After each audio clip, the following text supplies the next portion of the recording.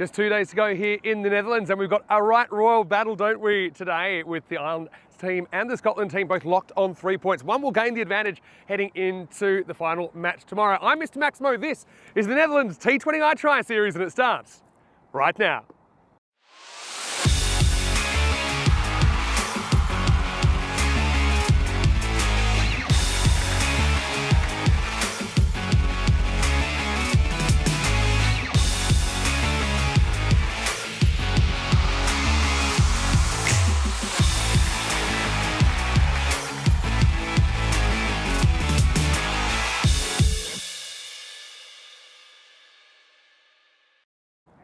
Good morning to you wherever you're watching from around the world, and welcome to another huge day in European cricket. It is match 5, it's day 5 in this Netherlands T20I Tri Series. The host not in action today, but we do have Ireland taking on Scotland. Both these teams on 3 points. For the Scottish though, this is their last chance to get on the park and kind of get into the lead, I suppose. Whoever wins today will be in the driver's seat to win this series. And of course, both of these teams heading to the World Cup before too long in the USA and the West Indies. Got to say that Scotland, they were really impressive yesterday, weren't they? Turning the tables on the host with a 71-run win. I've got to say, George Munsey, he was such a great addition for them. The only half century in this series so far, 72 of 44. For Ireland though, plenty of players to watch. Mark Adair, player of the match in their last time out. When these two teams were meant to play in their earlier match, unfortunately it was washed out. So first chance for these teams to play each other. Let's talk conditions. A little bit grey, but I don't think we'll get any rain. Fingers crossed during the hours of play here. We're expecting 19 degrees. Currently, it's about 16. Now, you might have noticed it's also an earlier start here in the Netherlands, so we're starting at 11 a.m. local. This pitch is pretty interesting to me. It does have a tinge of green, but it was harder than it looked yesterday. I'd call it kind of skiddy. Just seems that batters haven't really had too many periods where they've been on top of the bowling. I suppose Munsey's an exception. Adair was an exception the other night for Ireland, but there's been some kind of, and even the middle overs, we haven't really seen those runs of boundaries as the rule. I know that Andrew Leonard is standing by, and it's a very big day for Lenny. We'll come to that in a moment, but he's got the two captains for the coin toss. Ireland versus Scotland here in match 5. Lenny, let's see who wins that toss. Yeah, thanks for any time for the toss here. The old rival Scotland taking on Ireland. Richie Barrington alongside me, as is Paul Sterling, and Mr. Phil Whittaker, the ICC match referee. Paul, you got the coin? Please give it a toss. Heads is the call, and it thinks about it and comes down as a head. Richie Barrington, captain of Scotland, you won the toss. What are you going to do, please, mate, and why? Yeah, we're going to look to have a bat first. I think we've seen in the last few games, if you can play well in those first few overs and get a few set batters, you can post a good score on this wicket, and I think it's been seen if you do get a good score, it can be hard to chase down. How pleased were you with yesterday's performance, given your defeat in the opening game, which was heavy enough? You've ended up thrashing the Netherlands the way the game panned out. 158 proved to be a really good score. Yeah, obviously really pleasing after that first game to bounce back with a real strong performance and improving a few of those areas from the first game.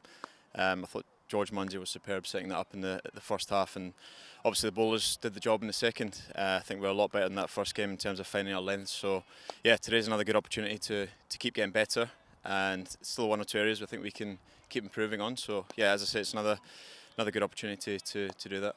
Are you keeping a little eye on those rankings that keep getting updated overnight? You're right in the mix in terms of that automatic 2026 spot. Yeah, look, I think we know the importance of every game we play, so nothing changes in terms of how we want to approach the game. As I say, it's just we need to assess once again on this pitch what's going to be effective, and look to execute well, and hopefully have a good day. Okay, finally, any team news, any changes for you today? Yeah, we've got 2 changes. Michael Jones comes in for Charlie Tier, and Safian Sharif is back in for Gavin Main. Okay, mate, best of luck as always. That's Richie Barrington, captain of Scotland. Change in tactic today, choosing to win the toss. And bat first, you happy enough to have a bowl, Paul? Yeah, I think I probably would have batted going with the trend of the series so far. But I've got another good opportunity for us to get out there and hopefully get a few early wickets. Same question about those rankings. Have you been keeping an eye on them? The importance of today in terms of that 2026 World Cup spot? I think in patches throughout the year you look at it. I don't think you do it directly in competition. So I think we knew what the story was going into this series, and we will have another look at it after the series is done. So that's where we stand, and we'll focus on today. Great rivalry with Scotland, and also they tend to get the better of Ireland in some really big games in recent times. Today's important because of that. Yeah, look, I'm not one big one for looking in the past. I can't even remember what games they are. That's the way I look at it. You move on fairly quickly, and today's another day to showcase the talent in our squad. Final question, any changes to your team today? What's the team news? Yeah, look, Craig Young comes back in for Fionn Hand. That's the only change. Stirlo, very best of luck. That's the news from the middle. Scotland, they've won the toss. They're going to have a bat first. Over to Vinny.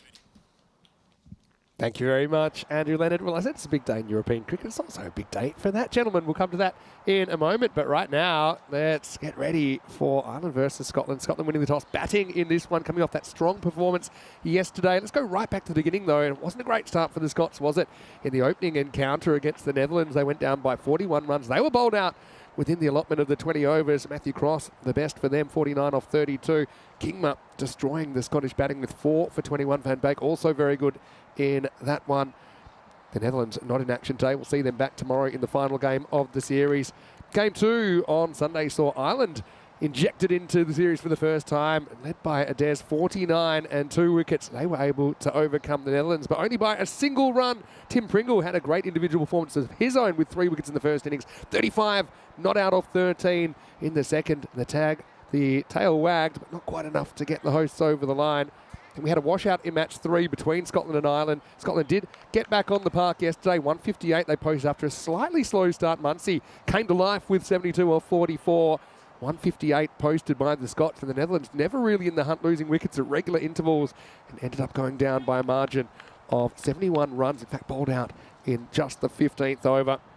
So this is what the table looks like. It shows you how quickly things can change in such a short series, because Scotland, they went from the bottom to the top, and in fact both of these teams are locked on 3 points. That tie will be broken today.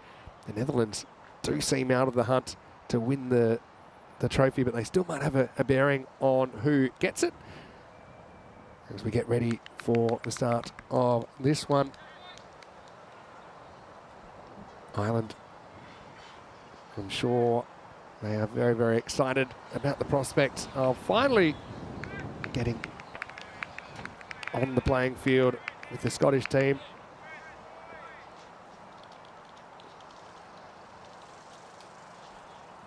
Here we go with the first ball to Adair, who starred in that Irish win the other night.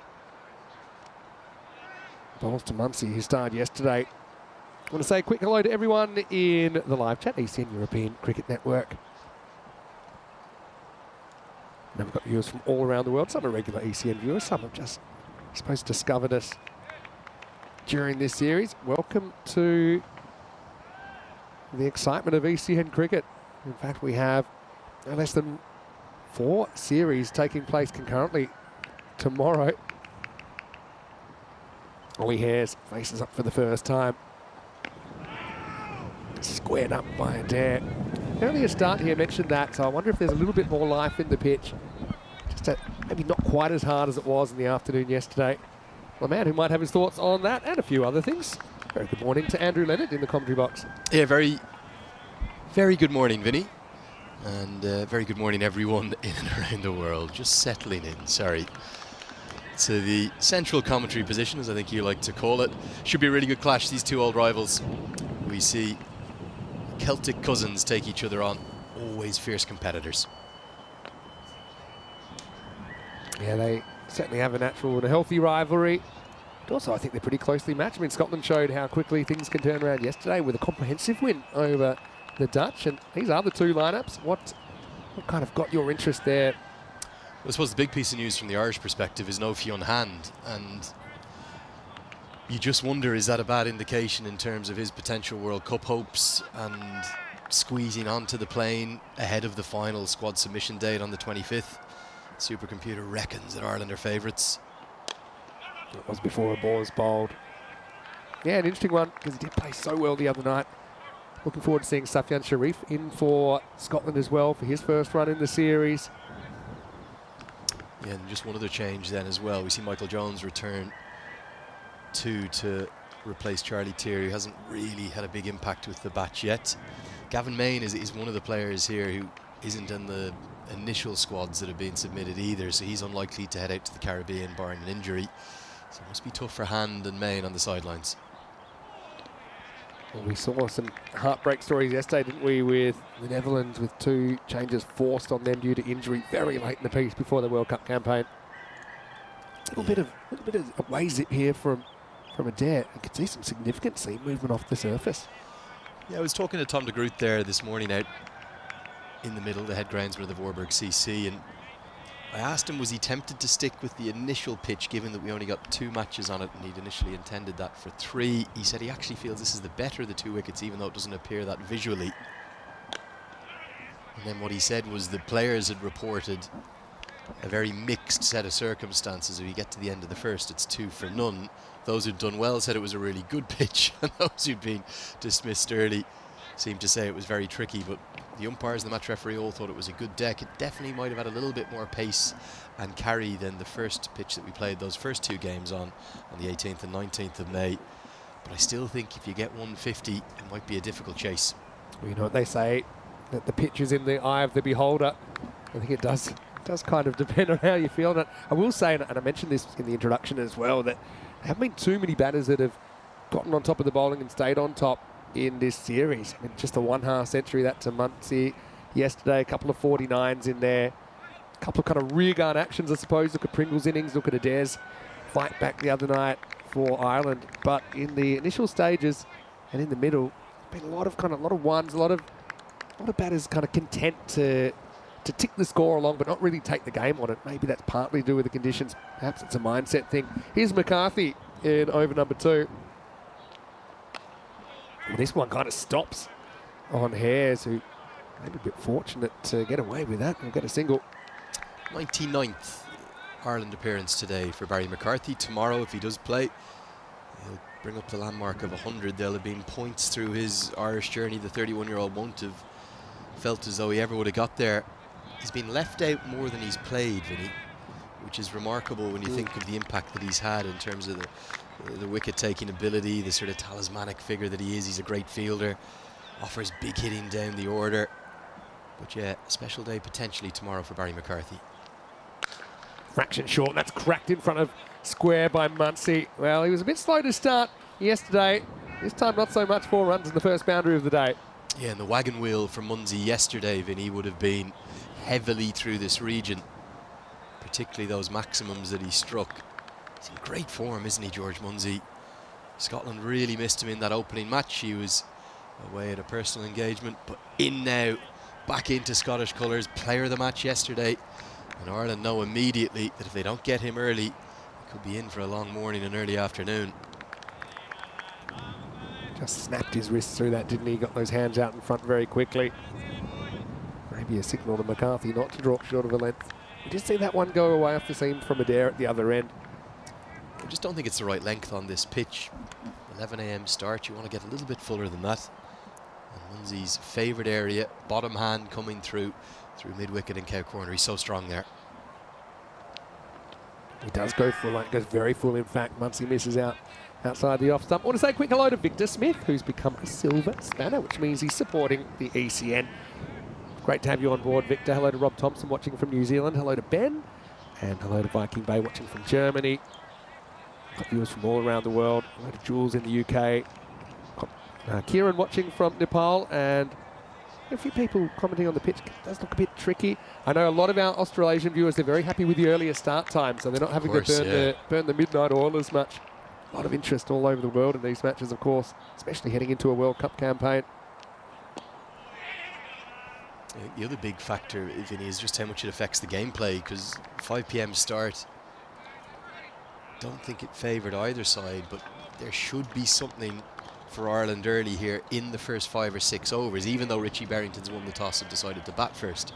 And the interesting thing was, Paul Stirling at the toss was very strong. Actually, we probably would have had a bat as well, because that's been the trend of the series. No one has chased successfully yet. And these things can almost get in the minds of the players as much as there being actually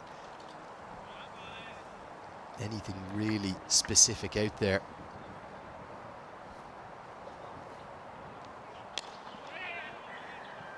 Yeah, it's certainly throwing up a few interesting storylines. You made a call at the start of the series that we wouldn't see a team go through winning 4 matches and we wouldn't see a team go through losing 4 matches. That has come to fruition, although Ireland are unbeaten because of that washout and the win so far. I just want to mention the field here, Vinny, as well. I don't mind the deep backward square, but well, it's now changed. We had a deep backward point in the first over from this end at an 11 AM start. McCarthy's a wicket taker. Now the slips come out as well. Mid-wicket comes in. Ireland have gone very defensive very quickly for my liking here. And actually, the two men in the deep are now both on the leg side. So that deep backward point has come into the circle. It's a ring field in the offside, 5 on the off, 4 on the leg. Deep backward square and a deep mid-wicket in place. I'm not sure what the length plan to be bowled is here from McCarthy. He backs away looking for that offside and actually jags back towards him. I've got him on the thumb there. Bit of a nasty one. Once again, a little bit of lateral movement for the seamer. It's 10 without loss after 2.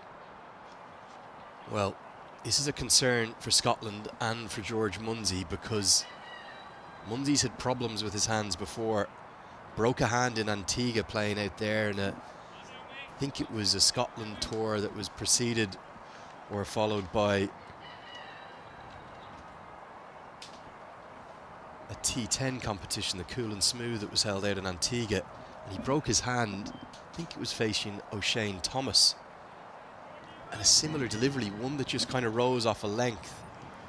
He looks like he's okay, but that was definitely a concern. The last thing Scotland could afford is to lose maybe their best batter across all formats right ahead of the World Cup. He looks like he's going to be okay. It was a nasty delivery from McCarthy. Yeah, it was. Yeah, once again, we see and the green tinge playing up to its look a bit more with this earlier start. Young comes into the series and he gets full and straight first up to Munsey. Yeah, with that field last over, they put the 2 back. That was kind of how Munsey went yesterday, but if you're trying to, if that's your tactic this early in the game, it is quite a defensive tactic, isn't it? To maybe invite that pull shot.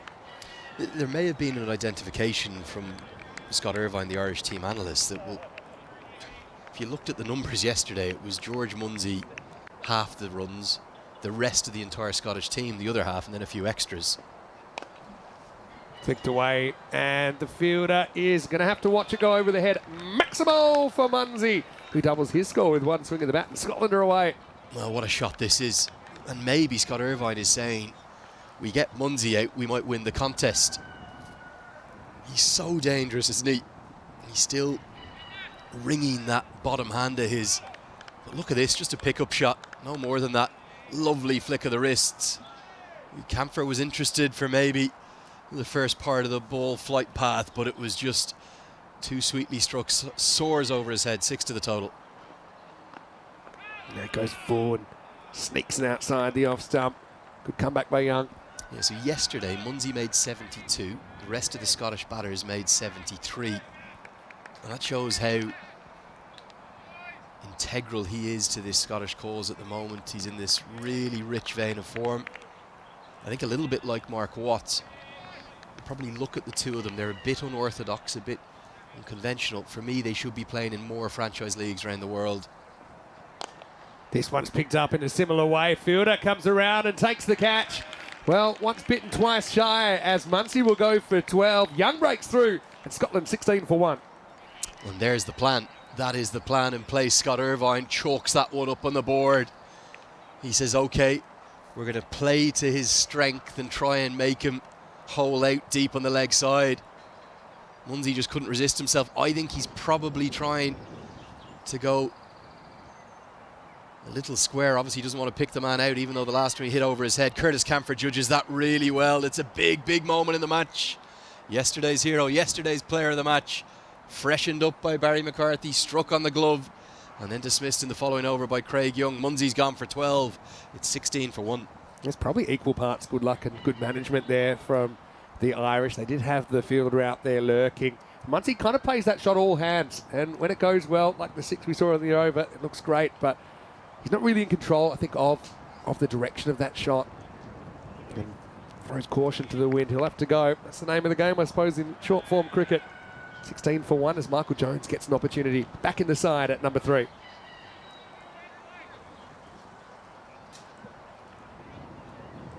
So we'll have 2 players coming into the lineup, going head to head here, with Young steaming in to Michael Jones.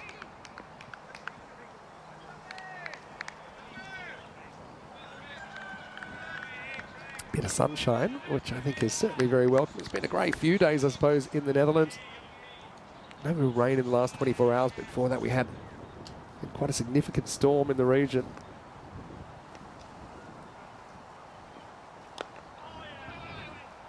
a sudden looks a very different field, doesn't it, and a different mindset from Ireland. They've got rid of the danger man, and now Sterling goes on the attack. Slip comes into place, that's where he's posted himself.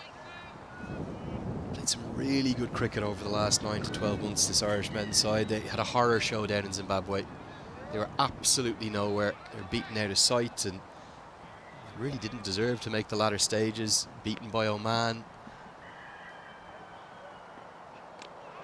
And that then forced the removal of Andy Balbirnie. He kind of fell on his own sword in the end, resigned as the white ball captain, has held on to the reins in Test cricket. This one's just popped off a length, hasn't it? But certainly since Paul Sterling's come in as the permanent captain, there's been a real jig in the Irish step. End of the third, 16 for 1. So you can see the batting still to come. Barrington, the captain. Cross has been pretty good with the bat at 5. Leask has shown signs of what he can do. Hit a big bomb yesterday, and then you get down to Watt, Greaves, and then the bowlers. But Ireland will sense an opportunity here, I think, with Muncie gone, and you mentioned the large proportion of runs he scored in that winning score yesterday for the Scots. There's Adair. He's going to switch ends and bowl this 4th over from the city end. As Hares just pushes that one. And Ollie Hares, he's a player we know pretty well at ECN. In fact, we've seen him playing in the Euros of cricket for Scotland, for example. I'm sure he's keen to prove himself because, I mean, Muncie picks himself, doesn't he, at the top of the order for the Scots. But they're still, I think, in a few different minds about who to partner him with in the World Cup. Yeah, I wonder, are they thinking about McMullen up at the top? Jones is the other option as well. McMullen not in this squad. Well, hasn't been held, so it might be out. But I wonder if there's a little scratch on that from Hares, who went on the pull. Tucker didn't hold it cleanly. This would have been interesting if it was held by the Gloveman. And if there's a man in this squad that's under some pressure, quite a bit of pressure, it could be Ollie Hares. Back-to-back ducks on the tour of Dubai. They were both against UAE in the 2 T20Is there. He's not in the ODI setup. 4 in the first game against the Netherlands, followed by 15. And then what you describe as a really mixed T20 World Cup qualifier last summer. Lifted up from Hares, and that is going, and it's gone all the way. Maximo! And there's a sign of what we know Ollie Hares can do. That was a powerful strike down the ground. Yeah, he's complete boomer bust. That's what I was just getting to. So that T20 World Cup qualifier last summer that Scotland hosted, he made quite remarkable 127 not out against Italy that came in really swift time. He was trying to go past Munsey's Scottish record total. That came off just 53 balls with 22 boundaries. He also made 73 at more than 2 runs per ball against Germany. And obviously 2 sides on the rise, Germany and Italy, but they're not quite at the same level yet as in Ireland or even the sides that Scotland are going to go on and face, the likes of Oman, Namibia, and then England and Australia at the T20 World Cup. So there's no doubt that his ball striking ability is there. He can dominate and devastate, particularly medium pace bowling. The question is, can he do it up a level, up at the top? He's been around Scottish cricket for a long time. He debuted in ODI cricket all the way back in 2010, went completely away from the game and then kind of forced his way back in just through sheer weight of runs in Scottish club cricket. I just wonder, is he almost playing for his opening spot a little bit in this final game at the World Cup? If not, McMullen coming back into the squad, has been used at number 3 in T20Is. They've got the option of Jones at the top to partner Munsey too. It'll just depend upon the mindset of Doug Watson, the Scottish head coach. He's not actually here. It's Glenn Pocknell, the assistant, and Steve Gilmore, some of the other backroom staff looking after things. Doug Watson is in Scotland, but he had a few visa issues able to get over for this. So he's watching on, he's watching these streams, fine coach. And he'll take the reins as the boys get over to the Caribbean. There's so many parts to that jigsaw in the top order, and they've played so little T20I cricket recently. Not easy to piece together. He goes after it again, but this time it's trouble with a capital T. Tector comes around and takes the catch. So 6 and out for Hares. He'll be disappointed. He's the second wicket to fall. Adair breaks through for Ireland, and Scotland 22 for 2. Really clever bowling. He's been pumped for 6. There's a little bit of a delay in play as they just check the ball, but watch this. I'm almost certain Adair takes the pace off it. Yeah, off cutter, and that's just so clever. He knew that if he floated it up, Hares might not be able to resist. And Tector is never going to drop that. Big smile on Irish captain Paul Sterling's face. Adair keeps doing what he does in T20I cricket. He's the 5th highest wicket taker in the history of the game in this format. That's how regularly he strikes. Hares has gone for 9. All the 2s on the board in honour of the late great Richie Beto. It's 22 for 2. The one and only Hares. He'll be really frustrated, I think, to go in that respect. I suppose he's aggressive. If you give him a couple of options, he'll normally take the aggressive one. But I suppose you never know where the line is between aggression and recklessness until you cross it, and maybe does there, attacking that change of pace just when he bombed the ball before. Barrington, the captain, comes out in the number 4 position. This is the problem for Ollie Hares, though. It's boom or bust. It's either he gets in and he then turns into this devastating player at the top who'll end up with a strike rate up over 160, often sometimes north of 200. But he'll regularly be out early as well, so it's a difficult one to try and balance. Who do you go with? In Scotland, all of a sudden, remember, Barrington was the one who chose to bat first. He got a very good delivery yesterday for a second ball duck, but he looked good in that first innings.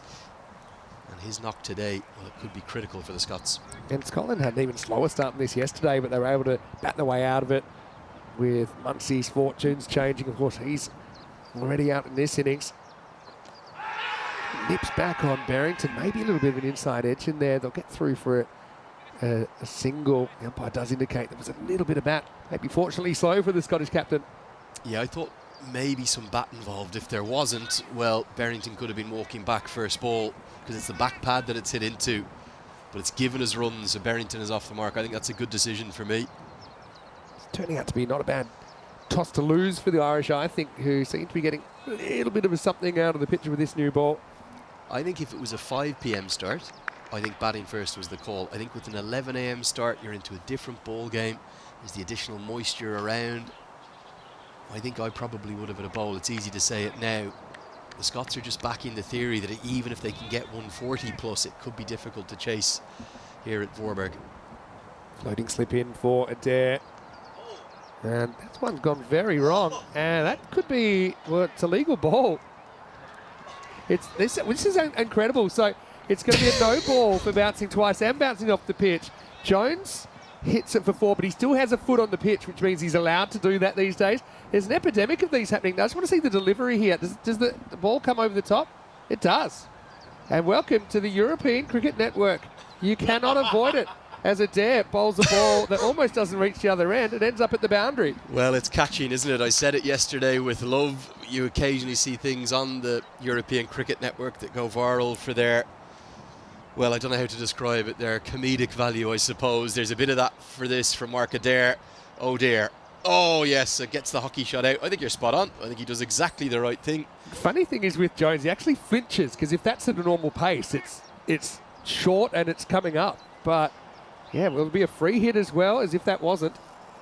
Well, comedic scenes here. Mark Adair can't quite believe it. And I was just about to start talking about Mark Adair's value and why he should be in more franchise leagues around the world. And he just served up maybe the worst delivery of his entire career, and the free hit's got to follow. Here it is. Oh, Adair taking the slow bounce to strange new places, and now bowler wide, so the free hit will stay in play. That was utterly, well, surreal is a word I use too often, but that was completely surreal. Clever cricket by Jones. What was going on? He knows the rule. He had to stretch for it, but he kept a foot on the pitch, which is the law now. The law is you have to keep some part of your body either on or over the pitch, the cut surface. Getting flashbacks to Rob Linda YouTuber Twitter videos here. I remember, was it Alan Border to Phil Tufnell who ran away to one? Yeah, that's a good one. There's Phil Simmons to Alan Border as well. As this is lifted up, free hit, don't forget, but can it stay in the ballpark? It doesn't. Maximal for Jones, who rubs salt into the wound. That'll be the end of a fairly interesting over, to say the least, from Adair. It was successful and unsuccessful all at once. It's 35 for 2 after 4. Yeah, and that one ball has cost 12 runs and has also swung the supercomputer from 24% to Scotland to 37%. 12 runs from the one legal delivery. The rather ridiculous triple bouncer is not where he intended. I just wonder, did he almost strike his right arm, his bowling arm, on his leg by accident in the pullback? Let's hope we don't see any of that out at this at the T20 World Cup. Don't mind it catching here at the European Cricket Network, but I don't want to see that happen to Mark Adair or any of these bowlers out for the associates. It was almost like a once-in-a-generation ball that he bowled. I actually was checking to see if it actually fell out before the arm came over, in which case it would have been a dead ball. There's the World Cup groups course. All three teams you see in this series heading for the World Cup before too long, and a bit of nice National Geographic work from our friends at Spring Media. And don't they do a great job bringing you the action? All right, Young. Pulls a ball that only bounces once to Barrington and keeps that out. Yeah, I got to admit, I'm not a huge fan of the new law that says the batter has to stay on the pitch. I think if it happens so rarely, it's kind of an oddity of the game that I quite like. And also, having played a lot of hockey, you can tell the players that have, because they deal with those very well. Yeah, I don't know why they changed that law. I'm not sure what the thinking behind it was. I think it's something to do with safety of fielders. Okay. If you, I suppose, having to negotiate around fielders to hit the ball, but hey, if the bowler delivers it and it goes forward, I always think that's fair game. It's also one of those kind of oddities that is, you know, even though the ICC is the global governing body, the MCC is still very much the guardian of the laws of the game. And those laws, although they can be overridden by playing conditions, they do, on the whole, dictate how our sport is played, overseen by the Spirit of Cricket, the preamble to the laws, of course, too. And some people will say, oh, it's not very sporting to hit a ball like that. But I don't subscribe to that. If it goes forwards, it's your turn. Well, I would consider myself a massive Spirit of Cricket man. I think it's an integral part of our sport in so many different ways at the elite and the amateur levels. But I'd actually agree with you. In this case, Vinny, you know, he's delivered that ball. Okay, it's not where he intended it. It was a terrible delivery, but Jones rightly hit it for 4. I'll give it the other way. Say that if you swung and, I don't know, somehow lost your bat and got one out or something like that, the fielders are definitely going to appeal for it. Nice start here from Barrington. There looks to be a fluency to how he's playing. We're just talking off air about some of the older players in and around the associate game, and Wesley Baracy's name immediately comes to mind. He's actually 40 years of age now and still very much applying his trade. Barrington, 37. Feels like he's been around forever. You've got good memories of this ground too, Vinny, because he made what was Scotland's first ever T20I century here against Bangladesh a long time ago. That was Scotland's first ever win over a full member too, so plenty of good memories of Warburg. For me, in terms of longevity and quality in the associate game, I don't think you can look much past this man, the first Scottish cricketer to 300 caps. I think I've got that right. That was last summer. He celebrated that at the Grange. His whole family was there. He's a special player with special strokes like that one. He's brilliant to watch. And that's a glorious cover drive. What a way to just rev up what we're talking about. Richie Barrington, all class. Scotland, for me, despite losing those 2 wickets, going nicely. Yeah, Barrington has come a long way. I remember he scored the winning runs on his ODI debut. That was versus Ireland many, many moons ago. And also that T20I 100 against Bangladesh was the first 100 by an associate player against a full nation, not just Scotland, any associate nation. Any associate, yeah. Versus a full nation. Let's welcome you into the commentary box. Vinny Sounder here, Mr. Maximo. Great to have your company wherever you're watching from around the world. The sun's coming out here. Just 2 days left in this series. Now, it's a big day. This is where we normally talk about big news in ECN cricket. And here's the biggest news in ECN cricket today. It is that today is this gentleman's birthday, Andrew Leonard. Happy birthday to you. Oh, God. AKA the Taklu Dai, 40 today. Andrew Leonard, happy birthday. And I know that you're thrilled to be spending your birthday, big birthday as well, doing what you love, which is calling the game you love. Had to get the number in there as well, Vinny. Thank you, very kind, and yeah, sincere thanks to all the extensive messages across social and WhatsApp. Irish people don't like compliments or attention too much, so we'll move swiftly on, but many thanks, and you're right, it's great to be commentating alongside you, and indeed on the nation of my birth against one of my favourite countries in the world, Scotland, in what is the clash of the Celtic rivals. Really nice way to spend it. Well, we're thrilled to have you here with us on such a big day for you. goes upstairs this time, McCarthy, and beats Barrington. Yeah, we've had a lot of messages. I can talk about them now in the live chat.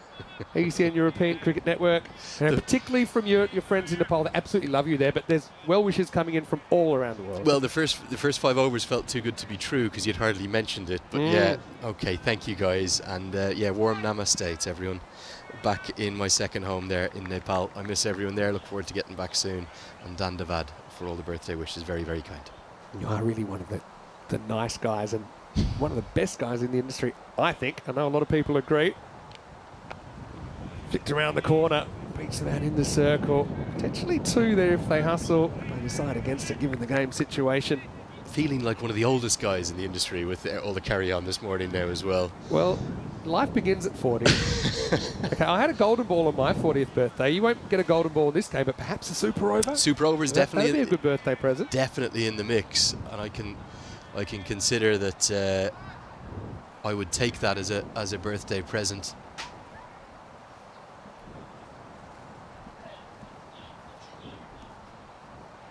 I would absolutely love that. Yeah, well, guess time will tell. But I mean, you would have never believed. You're fairly recent to commentating, right? You never probably would have believed a few years ago this is what you'd be doing on your 40th birthday. Yeah, and I suppose doing it full time is something I'm really lucky to do. Try as much as possible to talk as little as possible about myself and more about the action on the pitch. But yeah. Sometimes you can't avoid it. And once in every 10 years, you're probably going to get an over like this. So absorb it, absorb the love. We love you here. But people love you all around the world. Thank you, Vinny. That's a lot of the players very, very kind. Letting their thoughts be known as well for the game. Thick edge, and that's going to be 4. So Jones is going to get another boundary. Not particularly convincing this time. It'll be the end of the over and end of the power play. 55 for 2. I think we've got one to come. Yeah, just one left. That was a flash, wasn't it, outside the off stump? An interesting fielding position again here because the man, he's not quite a short third man, is he? He was floating in a weird sort of fly slip position. He's there for a very specific edge. Yeah. I agree. I would have had him a bit finer. I jumped the gun there. But that's only because there's someone here that's banging to get in the comedy box and wish you a happy birthday as well. Anyway, here is the last ball of the 6th. And it's flicked away, and it's going, and it's gone. Maximo! Jones heats up, end of the power play, 57 for 2. Yeah, and for me, Scotland are now right on top. I wouldn't pay much attention to that 47-53. I think Scotland are all over Ireland here. We saw them get 150 plus yesterday, and the Netherlands never get into it. Chasing has proved very, very difficult indeed. The supercomputer's saying Ireland are favourites. I don't read it that way right now. Scots have started very brightly, and a good third wicket partnership is just turning this game very much in favour of those that won the toss. Richie Barrington will be determined to make sure that that's a good decision. Joined now by Corey Rutgers. Corey, great to see you. We spoke with both captains at the start. I asked them the same question about have they been looking at the rankings. I know you have, not just in your role as the Spanish head coach, but you're fascinated by this kind of 2026 automatic qualification run-in. The Scots with a win here because of their volatility and Ireland being quite a bit above them at the moment. This could potentially be huge. The way I would read it, if they win here today and they beat Oman and Namibia out at the T20 World Cup, the 2 associates, even if they lost to England and Australia, I think they'd probably be in the mix. Yeah, quite remarkable, isn't it, that a couple of other results go their way also. They could potentially get automatic qualification. That one's tucked down to 45 and they'll go through for a quick single. Yeah, it's an amazing volatility they have because they don't have too many games on their average, their denominator, I should say. We spoke about it yesterday, how many games they've played in the last couple of years. And sometimes that can work against you and sometimes it can work for you. So a big day for Scottish cricket. A win here, a decent World Cup, and potentially they'll get the automatic spot for 2026. Yeah, I think that they're actually in a position, in a funny way, that washout has added to the volatility they have. They've only played 20 games that are counting right now on the rankings. Ireland have played 42. So I think a win would definitely put Scotland above Zimbabwe. And then if they did beat those 2 associates out at the World Cup, not going to be easy. Oman and Namibia good sides. Taken. Barrington falls to one of his strengths. And it's a very good catch. It's been held, I think, by his opposite number, Paul Sterling, who's in close at extra cover. That went quickly to him. He made that look easy. And the introduction of wrist spin has struck and brought about the third wicket. Big wicket. What a take from Sterling there at short cover, and what a confidence builder for White, who bowled the other day and didn't really have it coming out too pleasurable for himself. It was hit firmly from Barrington, maybe a foot off the ground, and Sterling, he made that look a lot easier than it was. Big wicket in the context of this game. Massive wicket, and great credit to Paul Sterling, because despite Ben White having a good 9-12 months or so since coming back from injury, well, he wasn't in great form in the first 2 games, was he? But he's turned to his premier spinner in this format at the moment, straight out of the power play, and it's given him the reward, the big wicket of Richie Barrington, who's the latest to fall. It's 59 for 3. Yeah, an informed Ben White's an informed Ireland. He's a key cog in their wheel, isn't he, as Matthew Cross comes out to the middle now. And a bit of work here in the middle overs for Scotland, the sort of grinding period in a T20. But yeah, just touching a little bit more on what you're saying. Massive match for them, because if they are to get a win here, Scotland, and potentially get another step forward to automatic qualification, it's a big part of why this series is important for European cricket. And if Ireland and Scotland happen to be the 2 nations that do get automatic qualification spots, then all of a sudden Netherlands actually would be quite happy with that as well.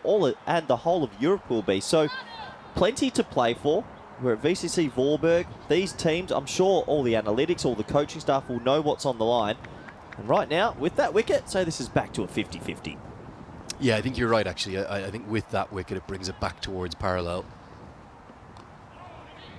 Still suspect if Scotland could get 150 plus, just with what we've seen from this pitch, okay, we might be judging it a little bit by what was a poor Dutch batting performance yesterday, but so much experience in the Scottish attack. I think Safian Sharif coming back in will boost them.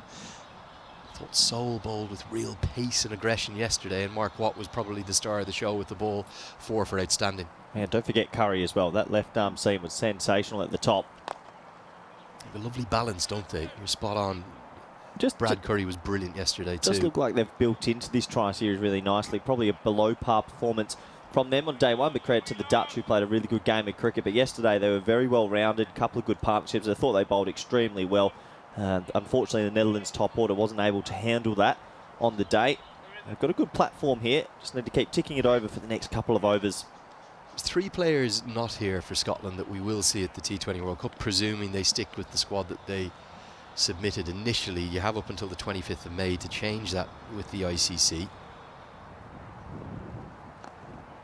This is very nicely steered away, a long way behind square, and despite those 2 men behind square in the circle, it's the extra pace of White that is guided away beautifully by Matthew Cross. That's a gorgeous stroke.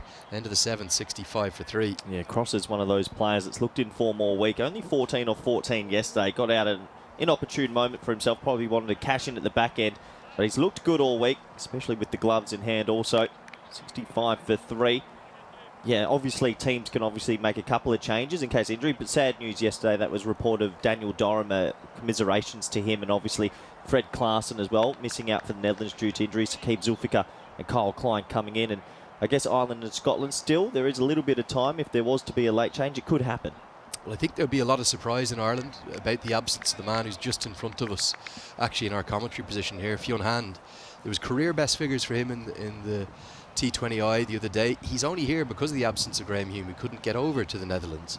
But you'd have to read that as a strong indicator that Ireland are going to stick with their submitted squad, and then the Fionn Hand fans, of whom there are many, are going to be left disappointed. Yeah, it's an interesting one, isn't it? I feel you've got to feel for him, because it was an impressive bowling display the other day versus the Netherlands. Career best figures, 3 wickets. As Delaney has come into the attack here. Good to see him bowling some wrist spin also.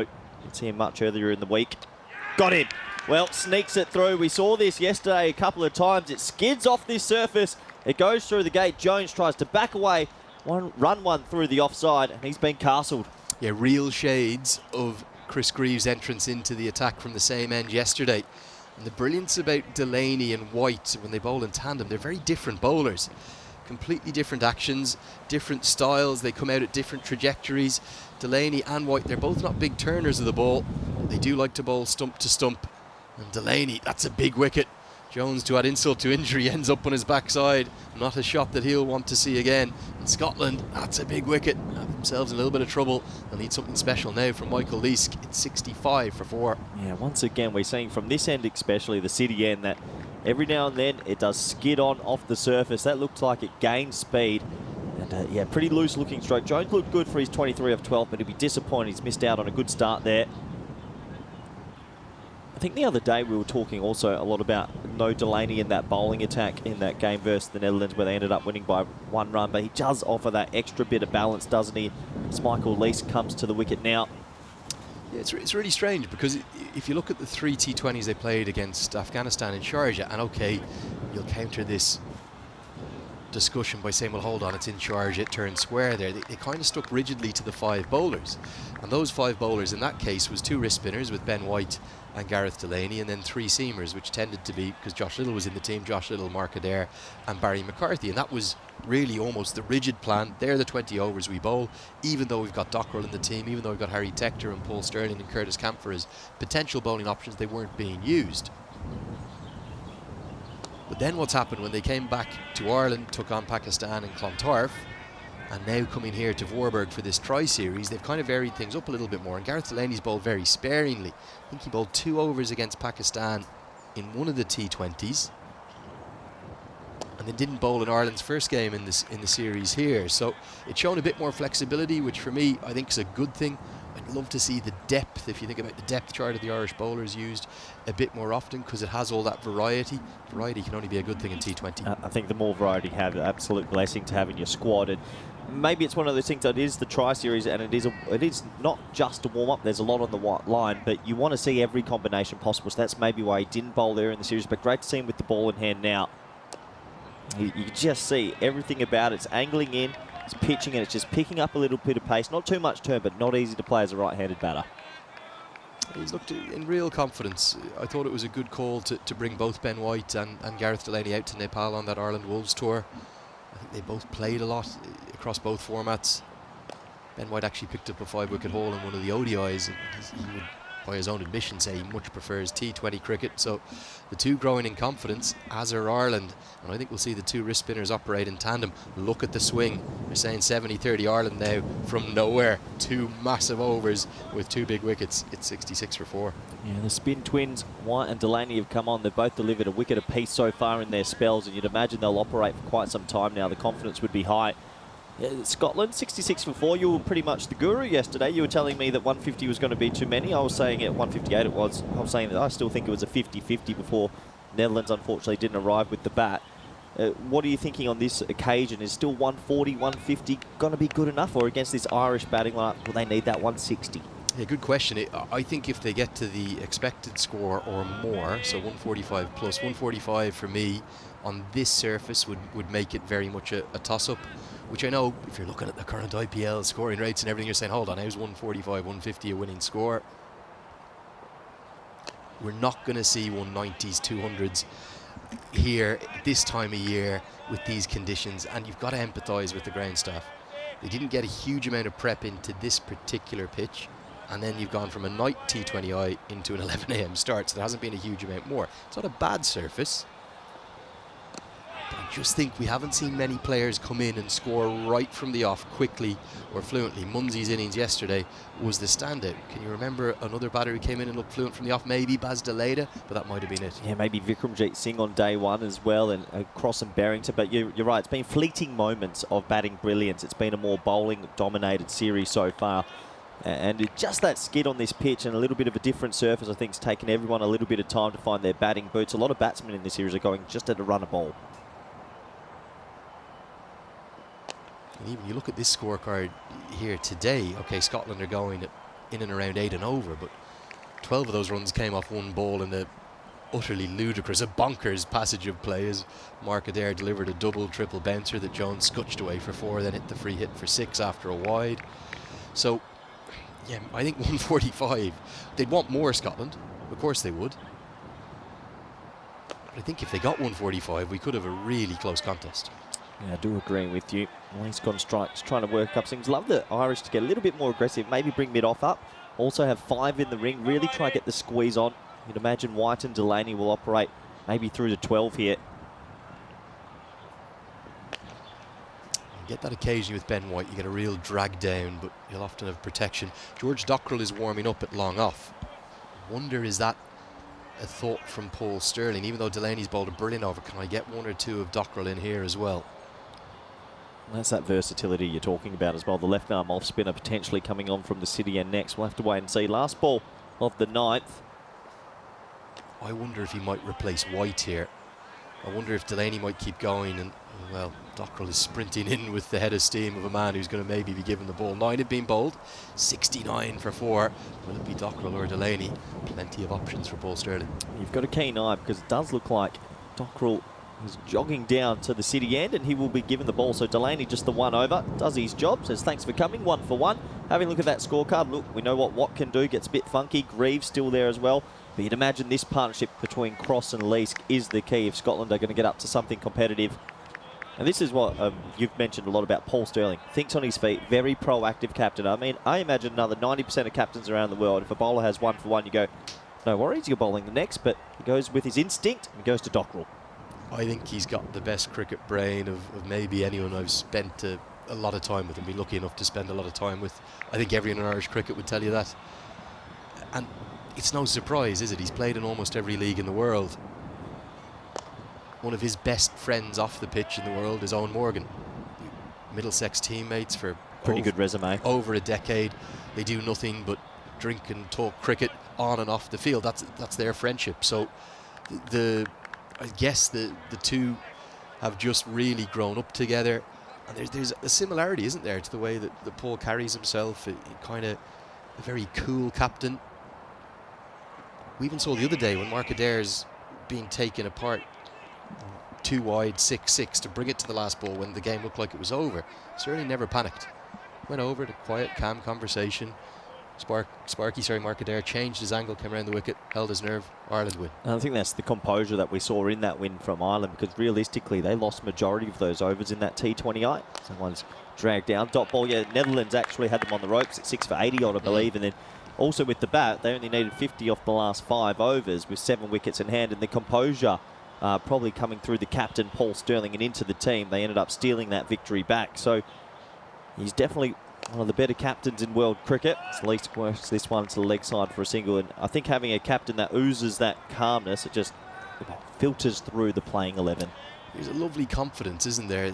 And it's that quiet confidence. And the funny thing is that Paul Sterling never would have coveted the captaincy. He's the absolute epitome of a team man.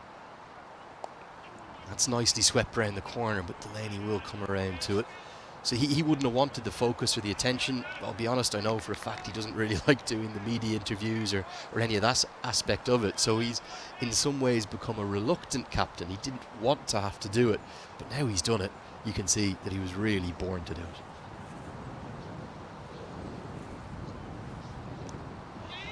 Little inside edge, and Craig Young does enough, just about. Gets us to the end of the 10th, gets us to the drinks break, gets us to Scotland, moving to 74 for 4. Welcome you up here to the commentary camera. Andrew Leonard here on what's a big day for Irish cricket and Scottish cricket alongside Corey Rutgers. Corey, great to have your company as well. I just want to ask you one thing about this Scottish side. How do you see them lining up with Brandon McMullen coming back into the squad and with Jack Jarvis coming back into the squad, given that Ollie Hares is having a little bit of a tough time, I think? Yeah, it's a tough one because I think they really want Ollie Hares obviously to enjoy that power play and play freely, but obviously, as you said, it's sort of bust or nothing at the moment. Oh, sorry, not bust, I think it's a lot. Boom or bust. Boom or bust, sorry, that's the analogy. And unfortunately this week we haven't seen enough of the boom, but we know he's got the capabilities. Jack Jarvis is an interesting one. I got to see him firsthand in Portugal not long ago. He got the MVP for the Western Shield. He got it through. He hit the ball long. And I just think he offers another layer of balance. I wouldn't be surprised if he gets into the 11. And obviously you could maybe make a change at that top and Ollie Hares would miss out. It's very fine margins, but this is what the Tri-Series is great for, because I think the coaching staff go into America and the Windies with more knowledge, and more knowledge is power. They won't want to move Matthew Cross, because Cross has looked really good at fives. He's one of the people who spent a bit more time up at the top of the order. Do they go really rogue and go with McMullen as an opener rather than a number 3, or would it have to be Michael Jones if Hares misses out?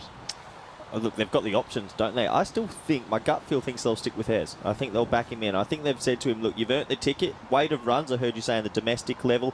Obviously, a very good regionals last year in Scotland. I think they're going to give him the first crack, and then after that, if it doesn't come off maybe in a warm-up game or maybe match one, then they might make the adjustment. That's my gut feel, but who knows?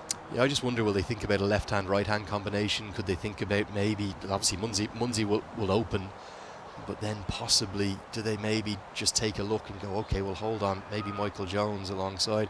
Plenty of other cricket on the network. It'll be more, that's T10 action, I think, tonight after. It'll be a long way after this, won't it? Because we've got a morning game. I struggle to keep up with all the different cricket. There's so much of it. Vinny Sandhu keeps telling us all about it. I'm sure Vinny Sandhu's in the background doing some work on that right now. But I think the name out of all what we were just talking about, Jack Jarvis for me. Jack Jarvis, I think, is an important cog for Scotland. And I just think he offers something with the ball and definitely with the bat. Yeah, I think he's a talented kid. And Scotland keep finding a way to produce players. Really impressed. Had a long chat yesterday with Charlie Tier, who's down at Sussex alongside Brad Curry. Really impressed by, I guess, just their character. I kept using the word resilience yesterday, but there's a fortitude to them. They're a very together group. They don't have the same funding that Ireland have. They don't have the same scale of full-time professional contracts that Ireland have.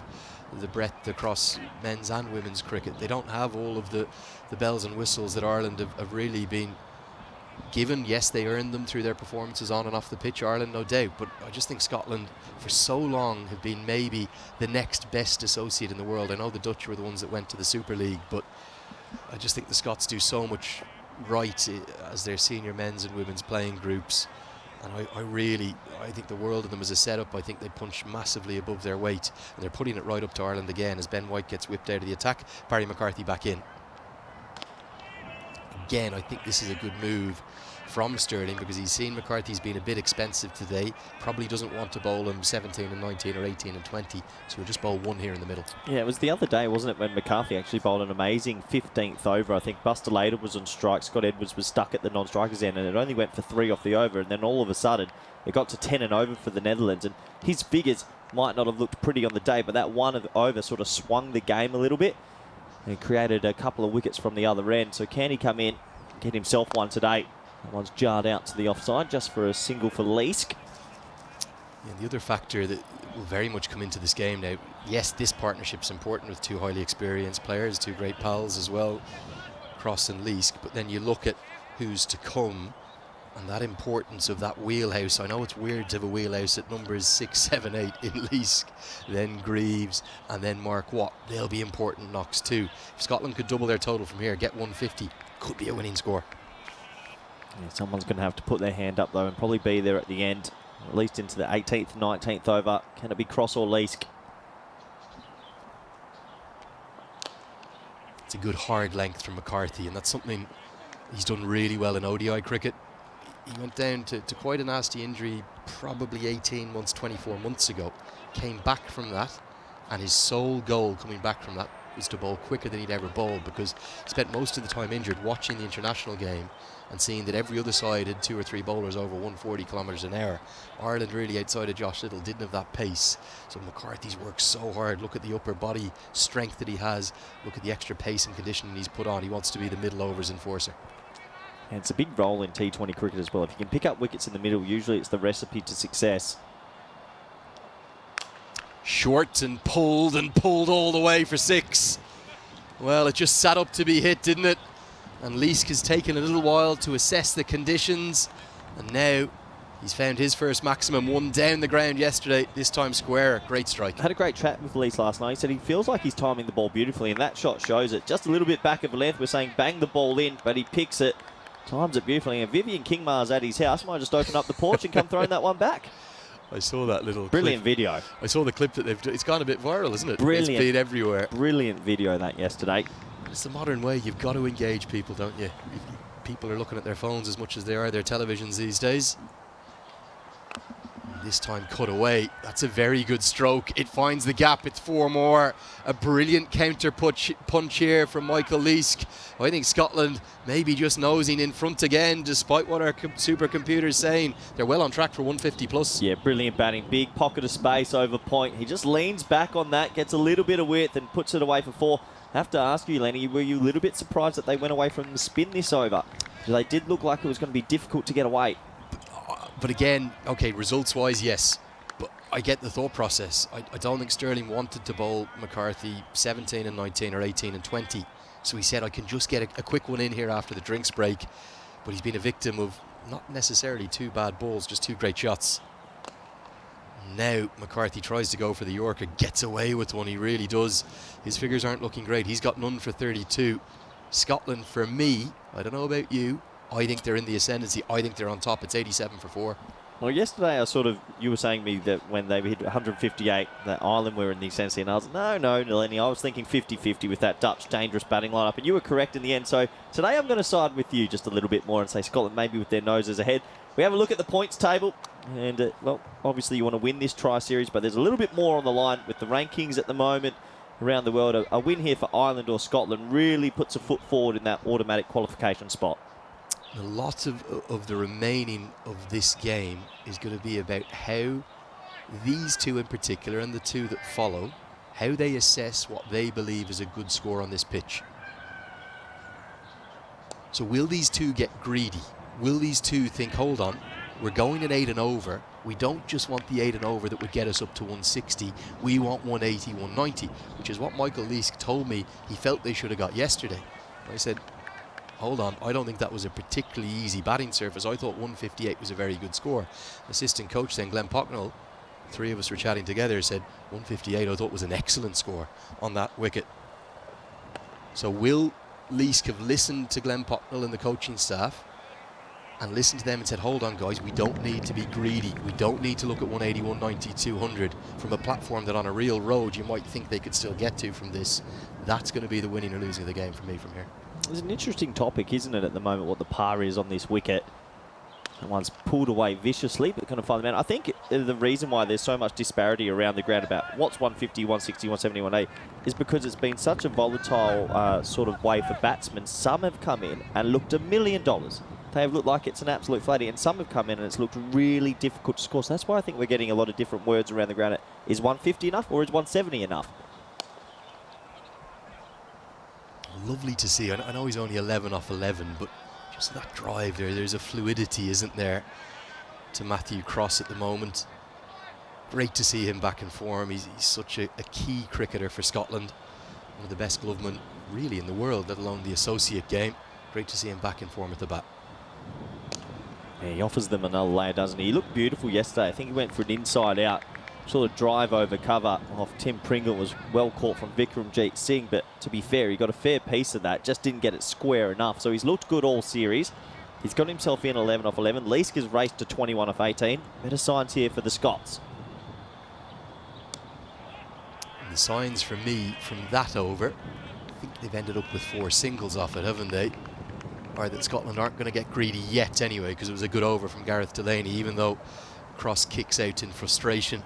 Game is beautifully poised here. The expected score has moved up to 151. They're 92 for 4 after 12.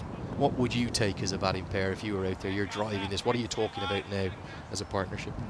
I think they need to keep going at the rate they're going just for the next couple. I don't think there's a big need from what we've seen for any undue risks. We've seen the teams lose wickets at terrible times and then they haven't been able to explode the last 3 or 4. If I'm in the Scottish dressing room, I'm happy for these 2 to go at 7s and 8s if they can, with singles and educated batting, maybe to the 16th and then explode for the last 4. Well, what do I know? Because Lee says if you bowl it up to me, I'm going to pump it. Marvellous shot for 6. This is Michael Leask. This is the X factor that he has. He loves playing against Ireland too. Irish fans are none too aware of how good a player he is. He broke their hearts down in Bulawayo. It was a game that Ireland looked like they couldn't lose last summer at the ODI qualifier after the Curtis Camphor 100.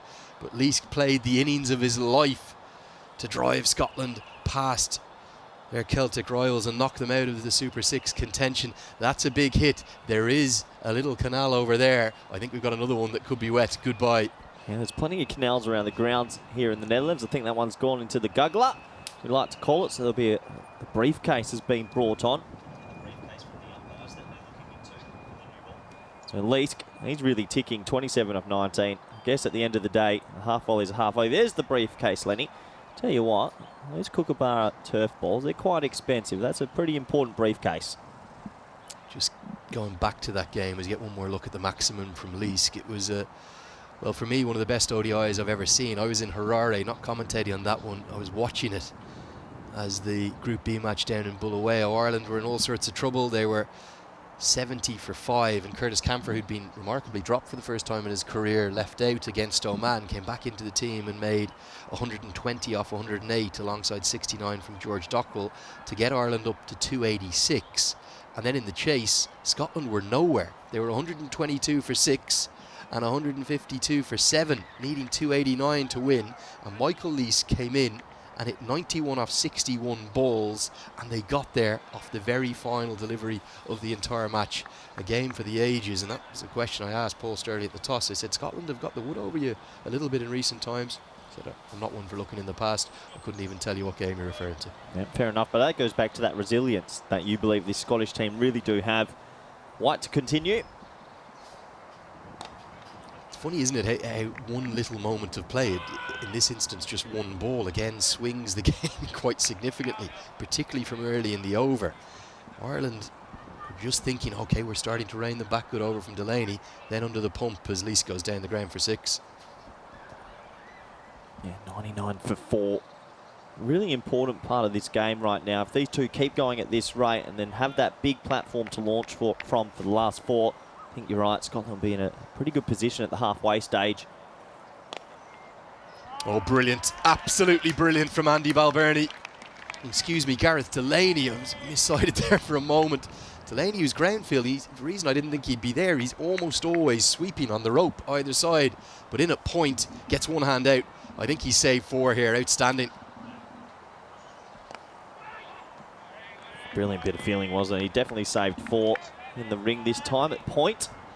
I know they took that sort of different approach the previous over, bringing McCarthy on, but I feel like White's a rhythm bowler. Would have been tempted for him to bowl 3 on the trot as that one's dragged out, and it's going to be hit away for 4. So a really nice partnership blossoming.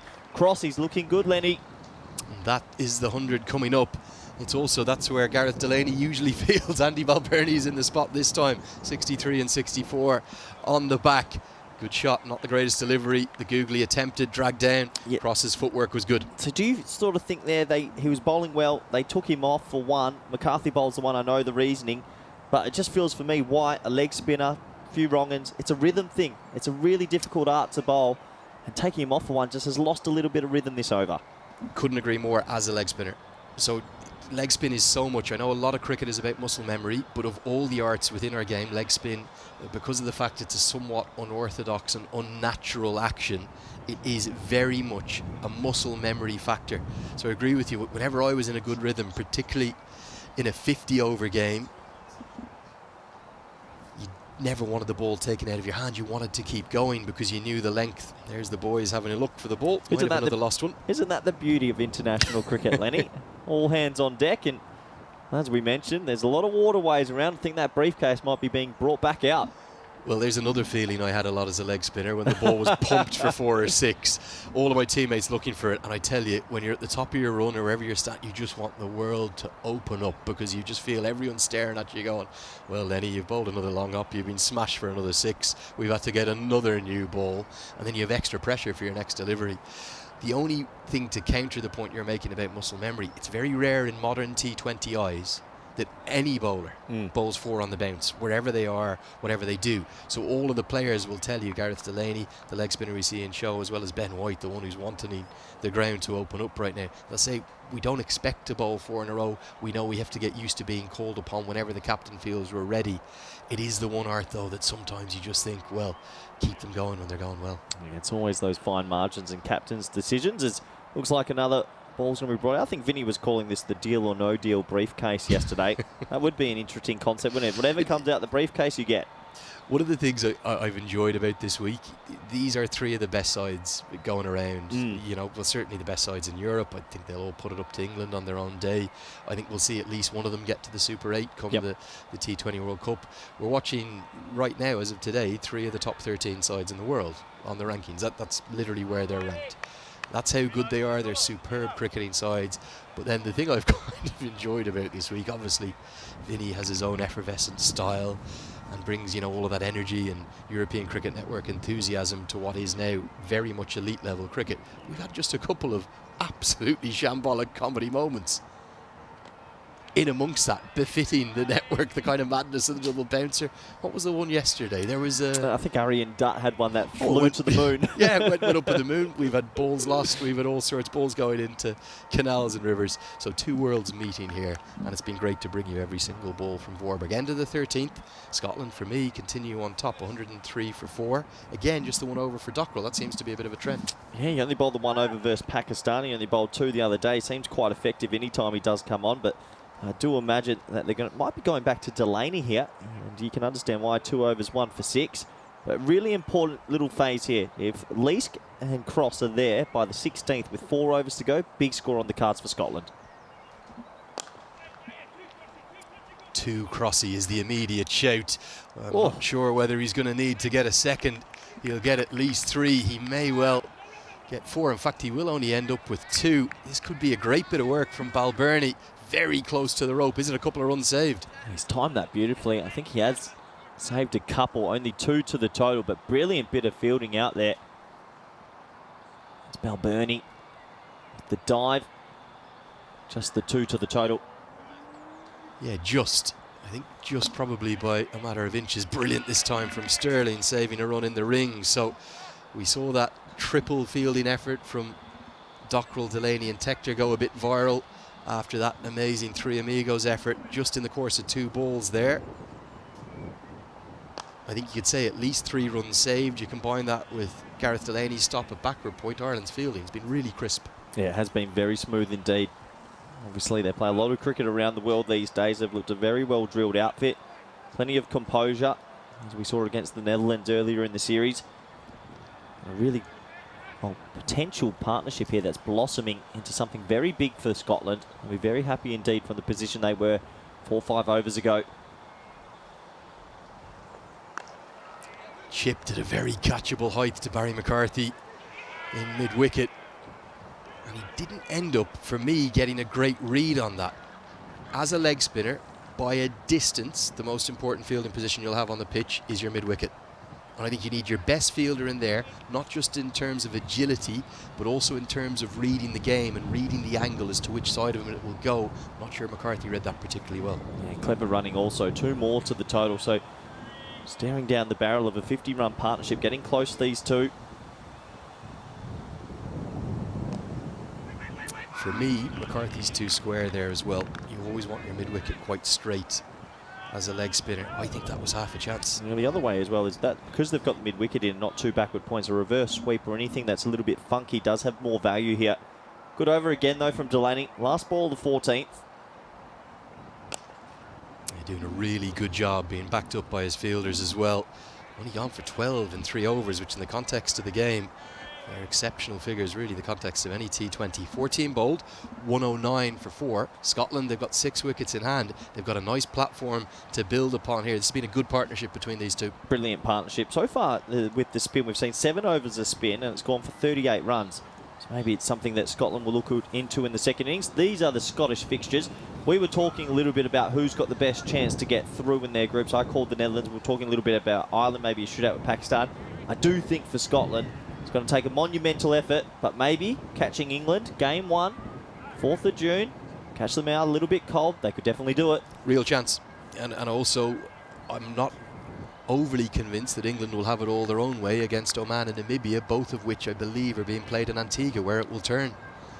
And I think both Namibia and Oman have really good spin options. Gerard Erasmus has turned into an out-and-out spin bowler now. Bernard Scholz is one of the very best left-arm spinners in the associate game, and Zishan Maqsood and Akib Ilyas are quite brilliant too with their spin bowling options.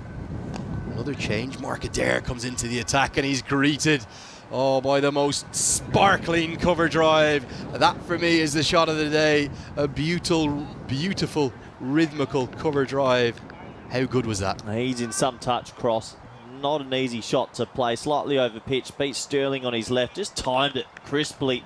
Gorgeous batting. A check drive, if anything. And it races across the outfield, which looks a little bit quicker today. Yeah, and you wouldn't think it would be quick given how much rain we've had and how heavy it's been. But, oh, that was a lovely shot. That's got me gushing here in the commentary box. That was a beauty, Corey. Definitely the shot of the morning for me. And follows it up with some power into the leg side. Not quite going to get to the rope as Balbirnie judges that really well. I think Scotland have a really good platform here now. They might be thinking north of that 160. Well, very interesting just looking at the stats. I just touched on it. 7 overs of spin, Lenny, and they've only gone for 39 runs. So the medium pace and the fast bowling's gone around the ground a little bit today. The partnership's now at 49. Leask is playing one of those innings. He's come out, he's timed it from ball 1. We haven't seen it too much this week, but he's really looked good, and a good sort of Robin to his Batman cross has looked very good also. Yeah, also the change to Adair surprises me. I'll tell you why. He predominantly bowls 2 of the death overs for Ireland in almost every T20I I can ever remember. He almost always bowls 18 or 20, 18 and 20 or 17 and 19, or sometimes 17 and 20 having a change of ends. This is his 3rd. Craig Young still has 2 left. He almost never bowls at the death. Very interesting. That is the 50-run partnership as well, off exactly 7 overs. So they've been very productive, these two. I think they've played very sensibly. Adair not happy with the arms being extended for a 2nd consecutive delivery, but it's outside the guideline. I think that's a good decision. I just think they've really gauged things nicely. They put away the occasional bad ball, taken some very calculated risks here and there, like the 6 down the ground off Ben White. But they've really played wonderfully. Yeah, it's a dream situation right now for Scotland. We were talking if these two can be there by the 15th, 16th, which it looks likely at the moment. They have a brilliant platform to take this score maybe up to 160, 170. Again, it could be proven wrong in the 2nd innings. I think if Scotland get 170, I think they win. I can't see Ireland chasing that down, barring something very special from Paul Sterling. You can't count Ireland out just yet. I mean, they've got plenty of other batters in that lineup, Lenny, who, well, on their day, can win an international. They bat all the way down to number 8. Big key for me, actually, might be how they play Bradley Curry in the power play. I thought he bowled sensationally. Yes, I think Engelbrecht probably copped the greatest 2 first balls you can ever imagine versus him with cross up to the stump. So how they played the left armour might be key in this game. Man out at cow corner, not going to carry to him as Matthew Cross doesn't quite get the timing he'd like. No one's ever made more than the 167 for 8 that the Netherlands made earlier in this series, and that never really looked overly like getting hunted down. They very much have a platform here, don't they, the Scots, to get past that 167. Yeah, they have a brilliant platform. This partnership in the 50s now. They've got 32 balls of fun to come. Oh, now, is that going to be a no ball? Well, must have been close. I don't think it's been signalled. Really close, this. It's going to be hit away for 2. The umpire's just taking half a glance at each other now. They think it was okay. Well, that's a no ball for me. That's a no ball for me. So just 2 to the total. I think he's got away with that one. That easily could have been a free hit. Really interesting, neither of the batters seem to protest about it. Well, they just got on with the running, but if I'm a batsman there, I think I'm doing the little helicopter sign and asking for a free hit. Anyway, it will be the last ball of the 15th. Bowls him. And what a swing. It could have been a no ball and a free hit. Instead, it's not given. And Adair gets past Leask to get yet another T20I wicket. Massive, massive moment in the game. The final ball of the 15th. Scotland lose their 5th. Interesting, isn't it? Easily could have been called a no ball the ball before. It wasn't given. Adair goes full straight. Leask plays across it for the first time in his innings and cannons into those stumps. An impressive innings from Leask, but I think he'll be a little bit disappointed he doesn't get to enjoy the last 5 overs. 34 off 26 for him. Striking at 132 sixes and a 4.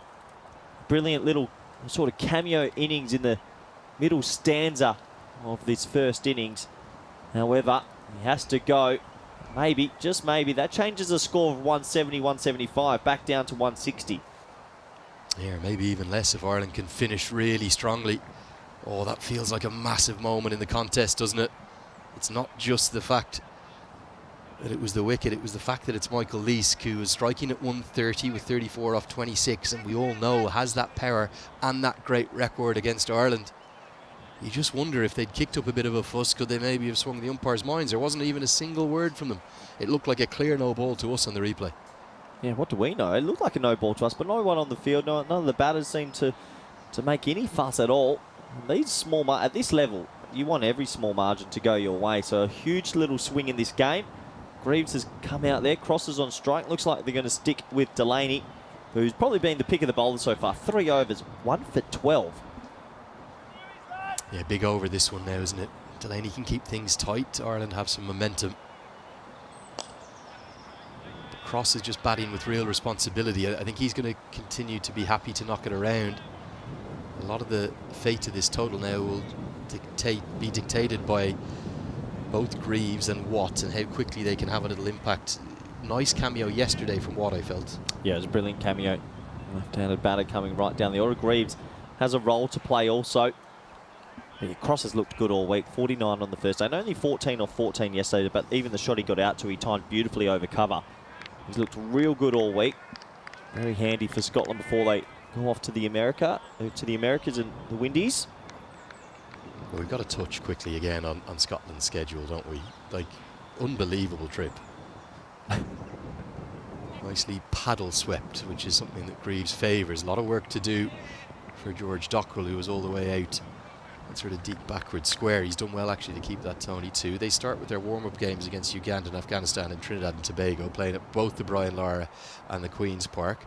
And then I believe the 3 islands are either Barbados, Antigua and St. Lucia. Who did their schedule? Yeah, not a bad tournament that, is it? Very lucky indeed, the Scots. Clever batting there from Greaves. 45 was put to mid-wicket, and they'll move him back.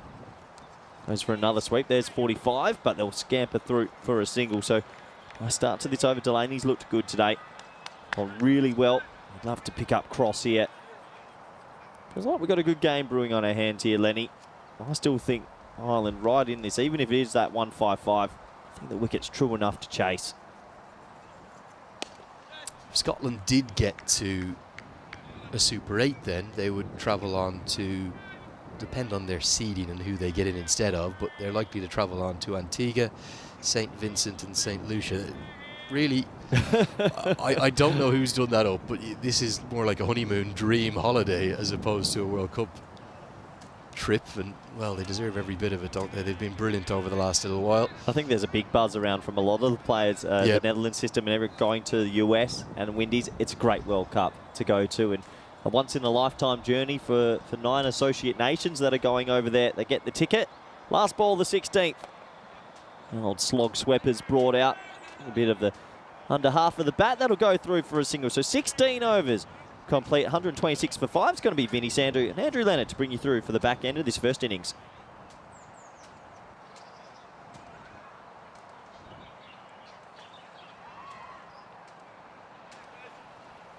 Here's the bowling card. Thanks to Corey Ruckers. Nice to Vinny Sandhu alongside me. Gareth Delaney, outstanding figures. 4 overs, 1 for 18. He's shown his all-round worth to Ireland again. If you're Paul Sterling here, Vinny, who do you think bowls the last 4?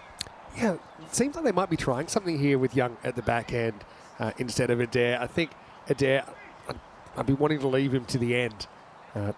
If it's a regular game, that's his normal go-to.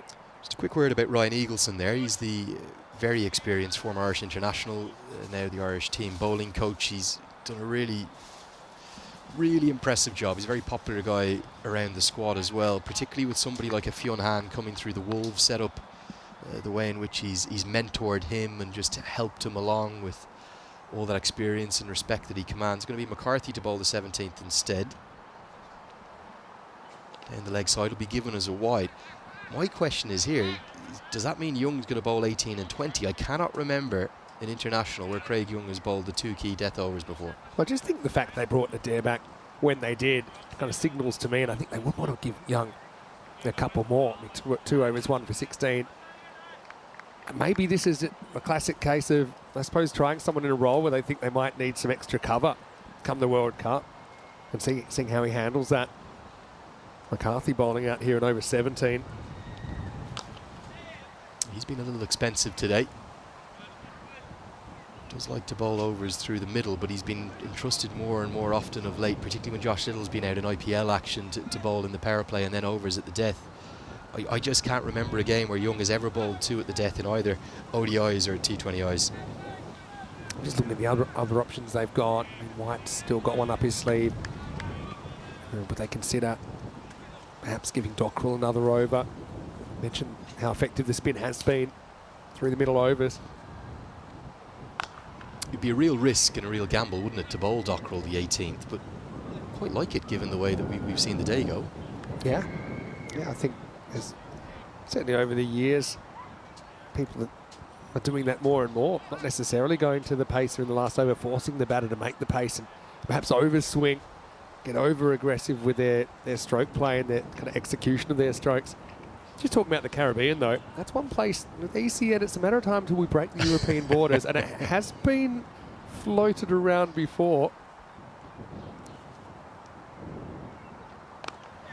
Well, you'd certainly have the dress, Vinny. You'd fit in like a piece of the woodwork, I reckon, out there. Maybe in the chat, ECN European Cricket Network, where should ECN start doing tournaments outside Europe now? I know we've talked about the ECS Las Vegas, for example, and Corey would act as some sort of Dennis Rodman kind of figure. I'll have to go find him. Well, if you think of that great trilogy of movies, The Hangover, they went Vegas, Thailand, Vegas, didn't they? But there was a big and very strong rumour that went around that The Hangover 4 was going to be filmed in a certain city. Going to see if you can guess it, Vinny. This is pinged off the bat, but straight to the man. Dockrell, who does well to keep it to a single. Well, would it be a city in the country we're in right now? No. Would it be a city in your home country, Ireland? Correct, yeah. There was a big rumour. Would it be Dublin? Went around that The Hangover 4, I don't know if it was one of those kind of social media myths, but apparently that was where they were scouted. Obviously a very popular party city, much like Amsterdam. Definitely. So two great guesses. But what I'm trying to get at is, Vinny, you need to maybe bring the European Cricket Network to Dublin. That's something we'd love to do. Of course, we've had a fair bit of Irish representation over the last few years. Greaves run a ball 6 so far, faces up. It's the slower ball bouncer this time from McCarthy. I think this game is really nicely poised. I was kind of sitting on the side of the opposite to the supercomputer, thinking Scotland are ahead. Where do you think the game's at? Yeah, 160 for me is probably my kind of median score. I think it'll take some chasing, but I do think that Ireland, they've got some players with a bit of a point to prove, and I think the pitch will get a little bit better for batting, I think, in the second half, maybe slightly. But yeah, the computer still favouring Ireland quite heavily. Really good Yorker from McCarthy. Balbirnie shouts at his Pembroke teammate to leave it because he thought there was a run-out chance on. Can't affect the direct hit, but again, the ground fielding from Ireland has been so good. So it gets us to the end of the 17th, 133 for 5. Really good effort from Balbirnie. Yeah, and he was right to call leave it because I think it bounces over rather than around. So it might give us a chance. Just quickly to welcome you into the commentary box. Vinny Sounder here, Mr. Maximo for ECN. Got Andrew Leonard with me. It's a lovely jumper you've got on today as well. I love it that you're getting in the kind of the colourful spirit of ECN. We're all about that. Well, I sadly have to thank my mother for this. Thank you, Severe. That was a little birthday gift. I'm not mentioning that B word again, but yeah, thank you. I said I'd wear it today. I wasn't going to bring it up this time. Supposed to. I know you're a bit self-conscious, but happy birthday, Lenny. He's here with us on his 40th birthday. Plenty of cricket happening, of course. The ICC T20 Men's World Cup in the West Indies and USA. We're talking a lot about it because it's not too far away, starting on the 2nd of June, and you can catch in selected territories in Europe on icc.tv. Particularly, I think that covers all of Europe, excluding the British Isles and Ireland. Glad you said and Ireland at the end. You'd have lost a few Irish fans there. Don't worry. Back at Ireland. Craig Young to bowl the 18th. And this is a very much a new role for him. I think it's a little bit of experimentation and maybe just Paul Stirling seeing what options he'll have at the death should he need them.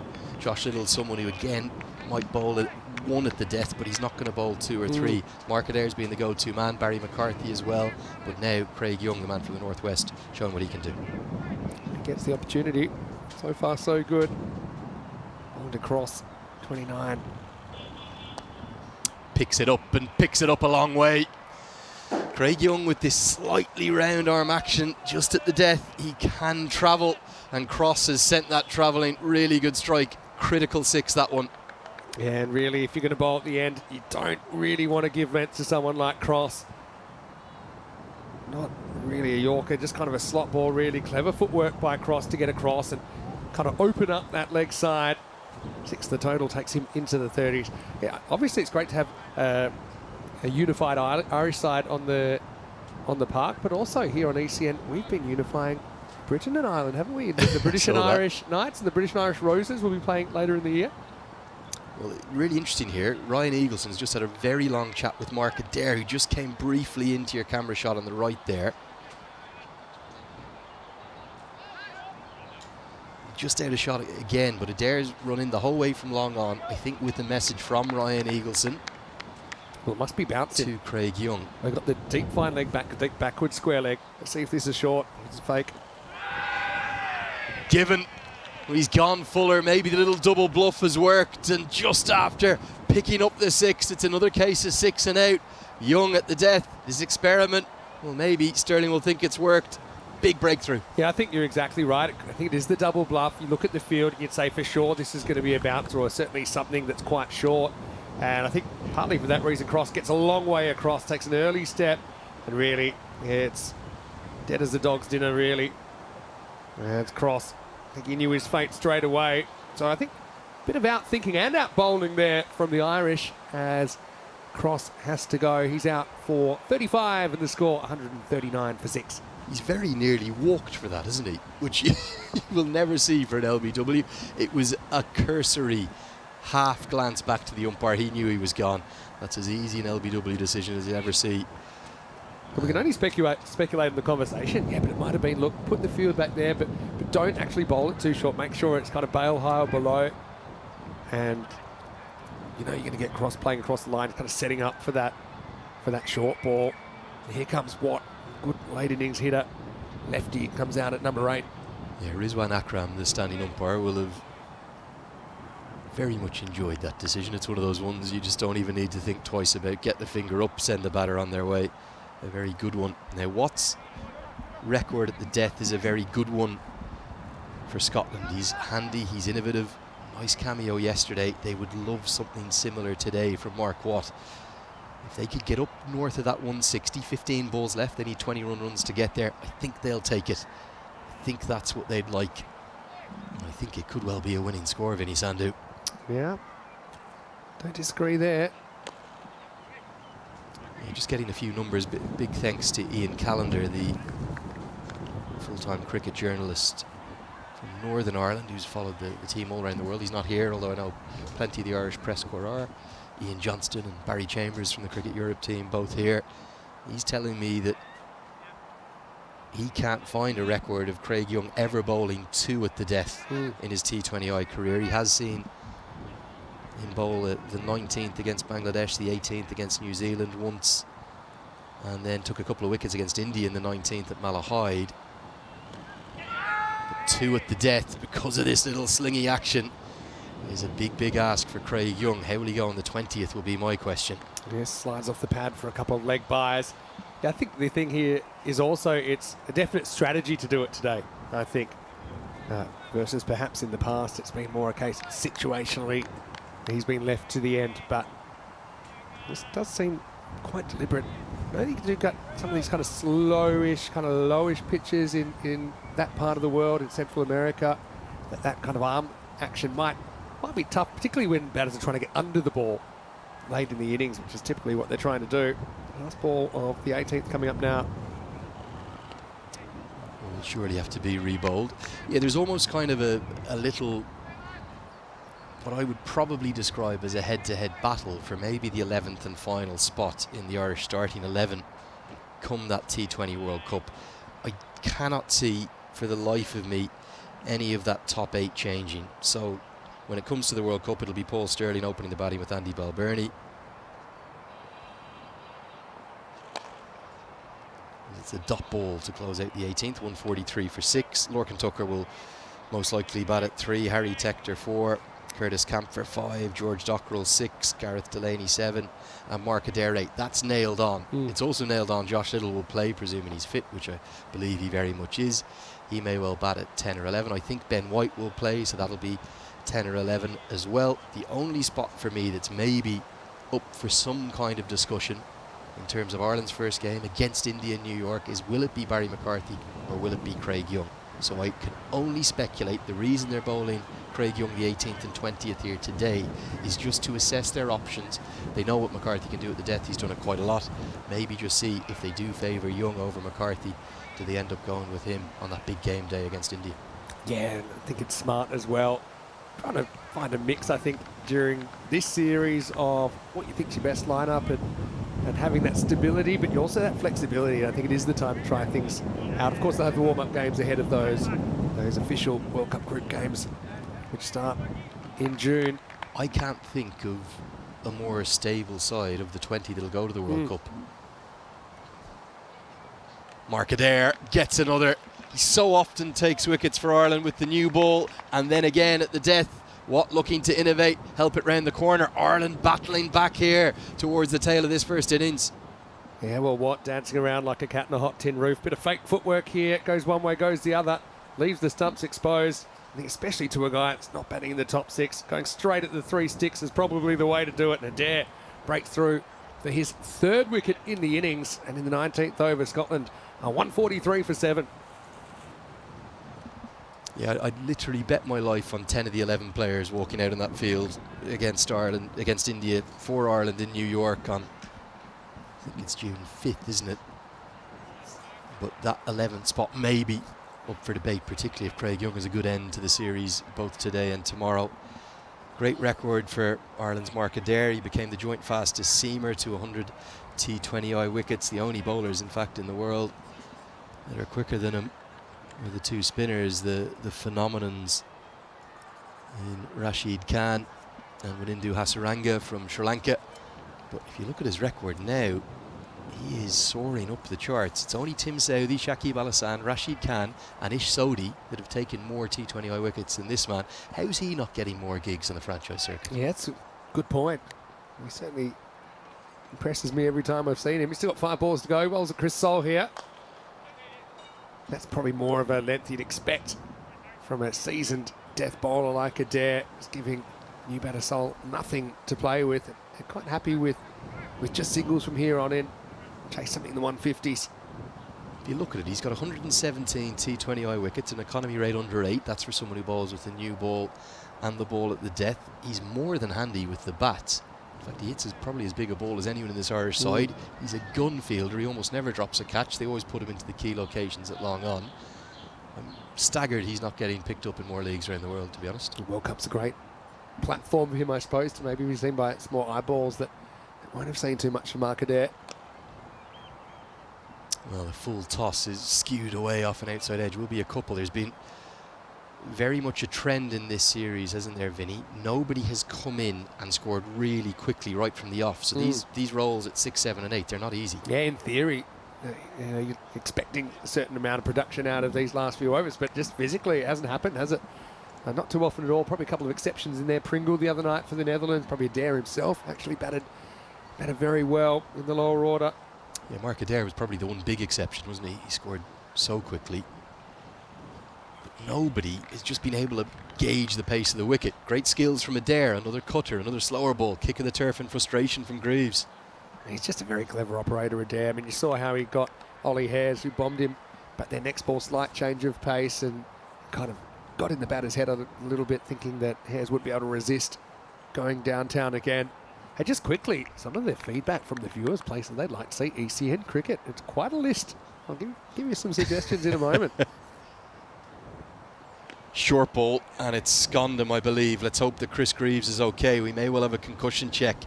I think this has planted him right on the helmet. Yeah, I think it's a Badger. Yeah, he's just flashing the thumbs up, but I think these days protocol is just to have something a bit more formal.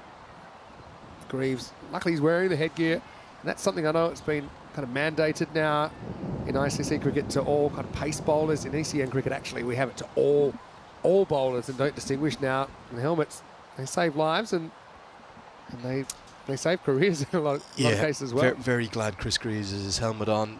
It was hopefully one at the part of the head that won't be too bad. They'll do the mandatory concussion check. We'll have a break and play. It'll give us a chance, Vinny, for us to hear that list of countries where people would love to. I hope there's some Irish cities in there. I hope Dublin's been popular. Well, let me just start with Ben's list, which has a bit of an Asian flavour too. He says, "We'd love to see ECN cover cricket in Japan, South Korea, China, Hong Kong, Indonesia, etc." I would also go as far as to say I'd love to do. We've had the Thai women's team on the network before, here in the Netherlands actually. So Thailand's a place I'd like to go. And Jim B has gone slightly different, kind of eclectic mix of places like the Caribbean, the Cape Verde Islands, the Seychelles, and Scunthorpe. Scunthorpe? Yeah. I wasn't of all the cities you're about to name. Exactly. I love the... Or towns, I'm not sure it's a city. Mix. A lot of happy birthday happy birthday messages coming in as well. Hello to Mahmood, who's watching from Bangladesh as well. And yeah, keep those suggestions coming in. I'll throw one out there that's been discussed. Brazil. Yeah, look, Brazil would be amazing. Bali, I think, is the best that was volunteered there. Last ball of the 19th. Right into the block hole, and Adair can't quite get to it. So Scotland just are not getting away here from Ireland. It's a really good over. I mean, again, it's a Yorker. It's very difficult to dig that out and do anything with it. So Sol is forced to settle for one. Just gets past the bowler. No boundaries in the over whatsoever. There were 4 and a leg by and a wicket. And it'll be the end of Mark Adair's spell. 148 for 7. Yeah, finishes with 3 for 36. Really good figures. And now here comes the litmus test for Craig Young. Okay, 1 in the 2 or 3 or 4 death overs may be okay. Can he get away with 2? I felt that there was a big moment in that game yesterday. I know they ended up routing the Netherlands by a big margin, but the last ball of the innings went for 6. And there was another boundary too from Mark Watt in the 20th. It just, for me, it felt like Scotland went out of Netherlands' reach in that 20th and final. To do the same today, I think they'll need at least 2 boundaries.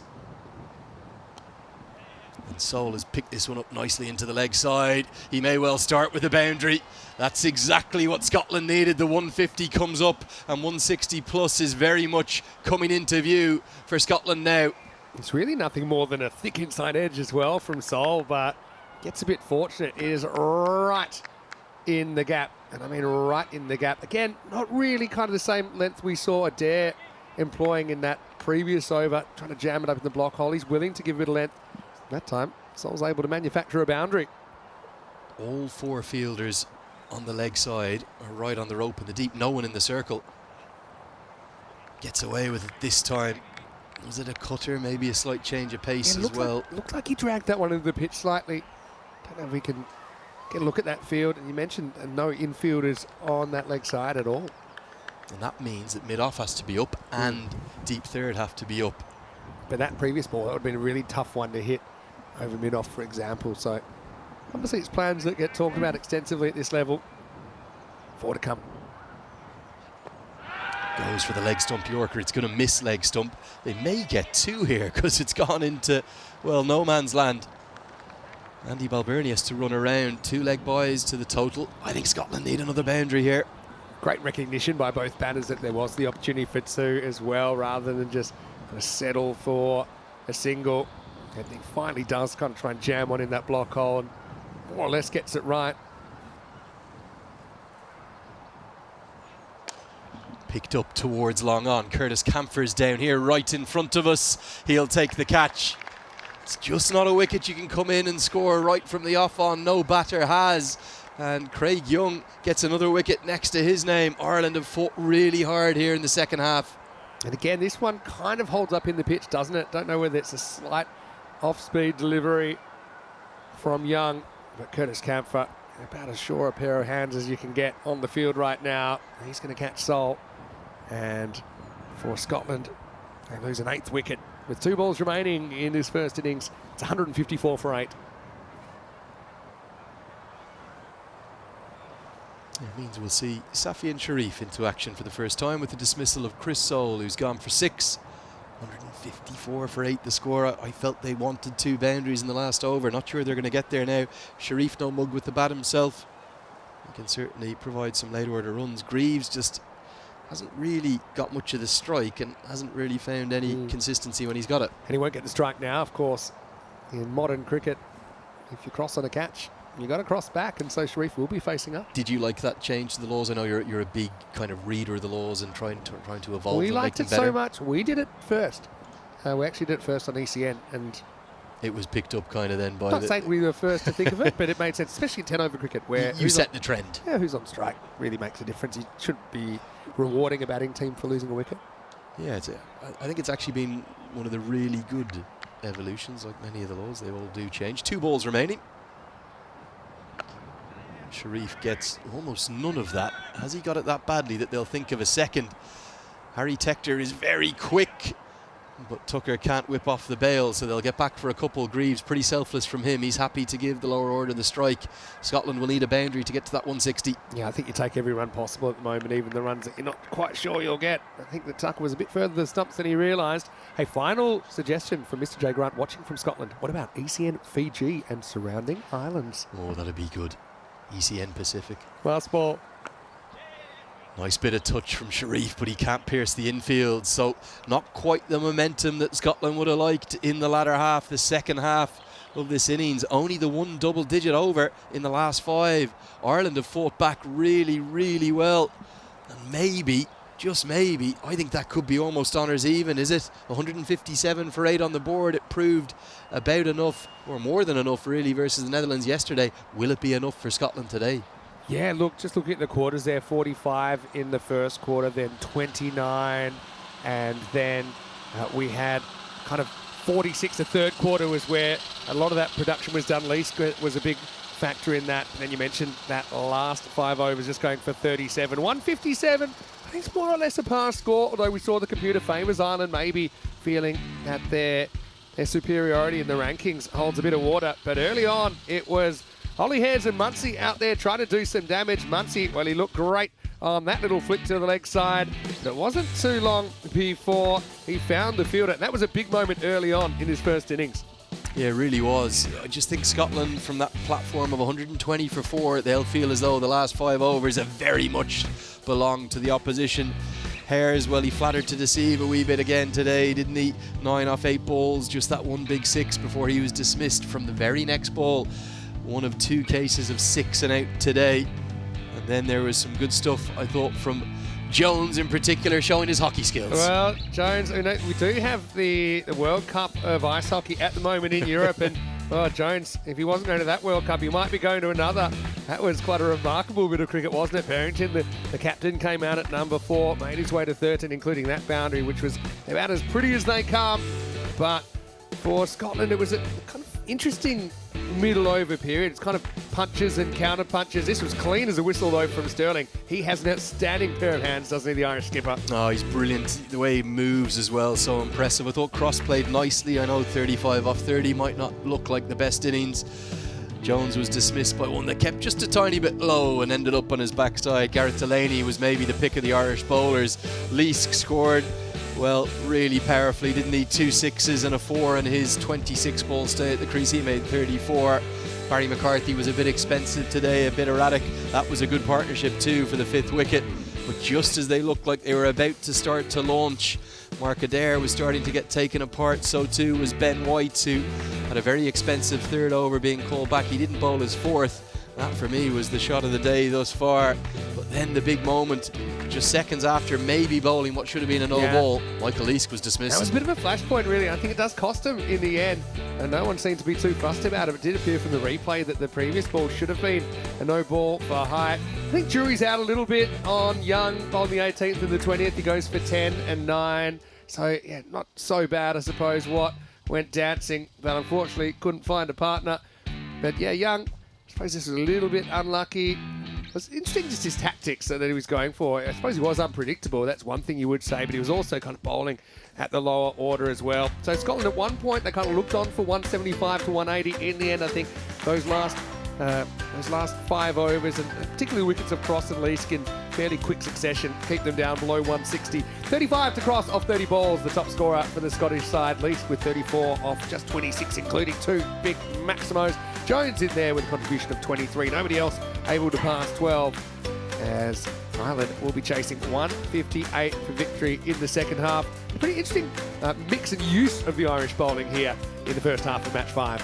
Yeah, again, just the one over for George Dockrell, giving Paul Stirling that flexibility of maybe bowling one of his premier bowlers a little bit less. Still nothing from Harry Tector or Curtis Camphor or indeed Paul Stirling himself as the captain, but nice to see 6 bowlers being used. The pick of them for me was Gareth Delaney, 4 overs, 1 for 18. Good stuff too from the big wicket takers, Craig Young and Mark Adair with 3 each. Yeah, I've got to say, I like the way that Delaney was able to kind of slide that ball on and make the most of this surface that is a little bit skiddy.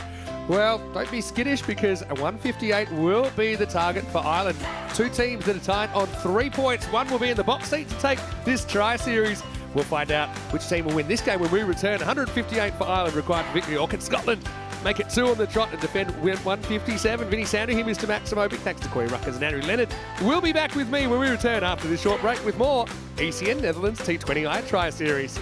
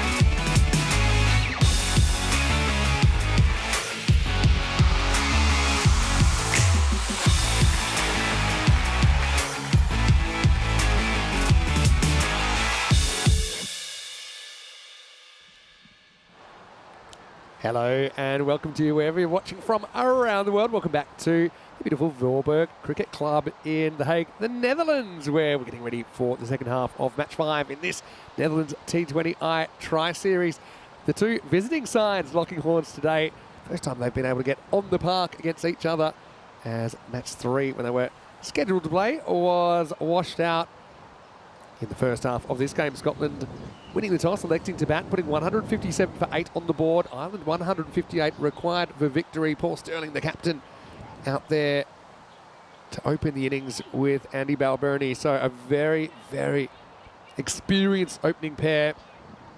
Does seem more or less a par total based on what we've seen so far this week.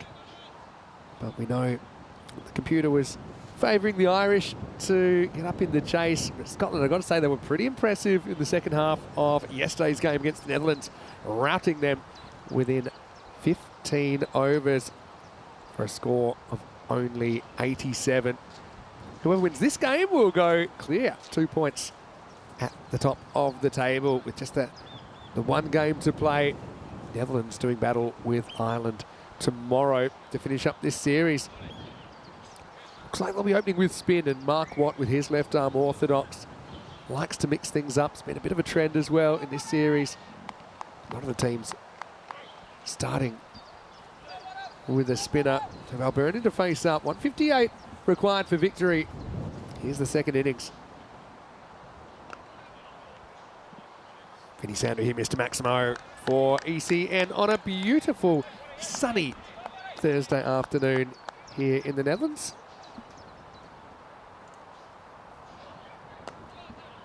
As we get the first ones of this innings, it'll probably be at least 2, maybe more than that. This field has gotten quicker and quicker since the rain has gone, as Balbirnie gets off the mark with 4. It's a great pleasure once again to welcome into the commentary box, Andrew Leonard.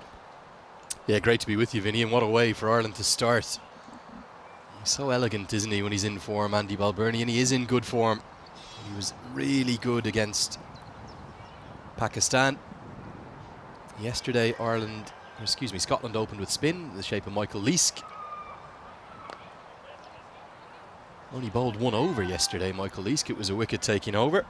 And this time, Mark Watt is opening things up. That surprises me a touch. I think his 4 overs through the middle and when the fielding restrictions have eased might have been better served, but they obviously see something in the matchups against Stirling and Balbirnie. Yeah, I also think it seems like Scotland willing to try things. And I suppose, obviously, you're trying to respect this game and this tournament, but also when it comes to the World Cup next month, to have more players more comfortable in more situations. I think we saw that with Young bowling at the back end of the innings for Ireland. You're seeing it with Watt bowling up front here as Paul Stirling faces up for the first time. I'll tell you, this game is massive in 2 contexts. Firstly, in the context of this Tri-Series. For Scotland to win this Tri-Series, they have to win today. Ireland could still get past them on net run rate if they lost today and beat the Netherlands by a big margin. Big swing and a miss from Stirling. This time it just holds up in the pitch, as we've seen a few do. The second reason it's massive, if Scotland win today, they'll go past Zimbabwe in the ICC T20I rankings. They'll almost control their own destiny in terms of automatic 2026 World Cup qualification. No, there's lots of other parameters, Vinny. Reaches and cuts this one, Stirling, but doesn't beat the field of that Sharif who's come into the lineup. Will also be the end of the first over, 5 without loss. A pretty tight start from Mark Watt. But this is massive. So if Scotland can win today, they'll go past Zimbabwe on points with the up-to-date rankings when they do get updated at the end of the series. And then, by my reading of it, to stay above Zimbabwe, they'll need to beat the 2 sides beneath them in Group B. They just need to beat Namibia and Oman out there in the Caribbean. Anything over England and Australia would be a bonus, both in terms of advancing to the Super 8 and maybe getting that automatic qualification for 2026. And I think everyone involved in European cricket, which will be every single viewer watching on here, is wanting to see as many European sides as possible in these world events. Of course. I mean, we haven't talked too much about Group C because it doesn't contain one of these 3 sides, but I think it's a very interesting group. You kind of got the battle of the South Pacific neighbours a bit with New Zealand and Papua New Guinea. I think that's a very interesting one. You've got Uganda in there playing their first World Cup, of course. Afghanistan, emerging nation. West Indies, who still are a full member, but certainly nothing like the West Indies of a generation ago. So I think that's a pretty interesting group as well. So bowling the second over, gets his first one past the bat of Balbirnie. I think the West Indies and Afghanistan, and to a certain extent New Zealand, although New Zealand are so consistent in terms of getting to the latter stages, but particularly West Indies and Afghanistan, they could almost be potential finalists or quite easily knocked out in the group stage as well, if that makes sense. And those pitches in the Caribbean, that group, remember, is entirely played in the Caribbean. They'll favour, for me, Afghanistan. Their spin options, could see 12 overs of spin almost every match for them. Lovely flowing cover drive. The ball's really pinged off the bat with the extra pace of Soul, and despite the half stop from Barrington, it's going to get to the rope. Lovely start from Andy Balbirnie, 2 boundaries through the offside. Yeah, it's a beautiful looking shot, isn't it? Just leans on this, really. Does Balbirnie, and you're right, partially knocked down. This field just seems to be getting quicker and quicker, doesn't it? And that one makes it to the rope fairly easily. Power play's really big here for Ireland to hunt down this total. You might think they're big favourites, that's what the supercomputer says.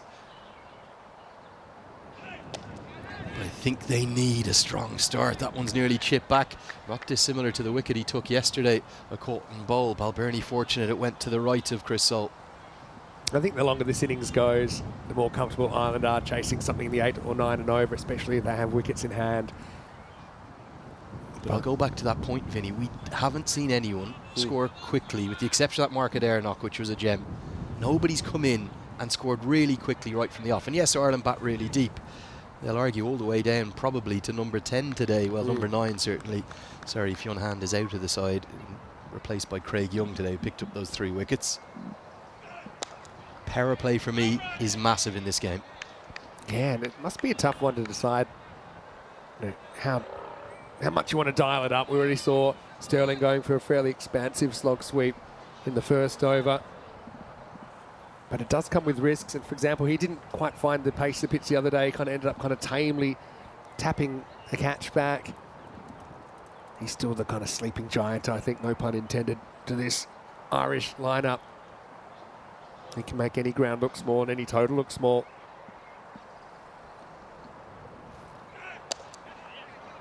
Nicely punched into the leg side. Should be a couple, you'd expect. Really well fielded by Michael Jones.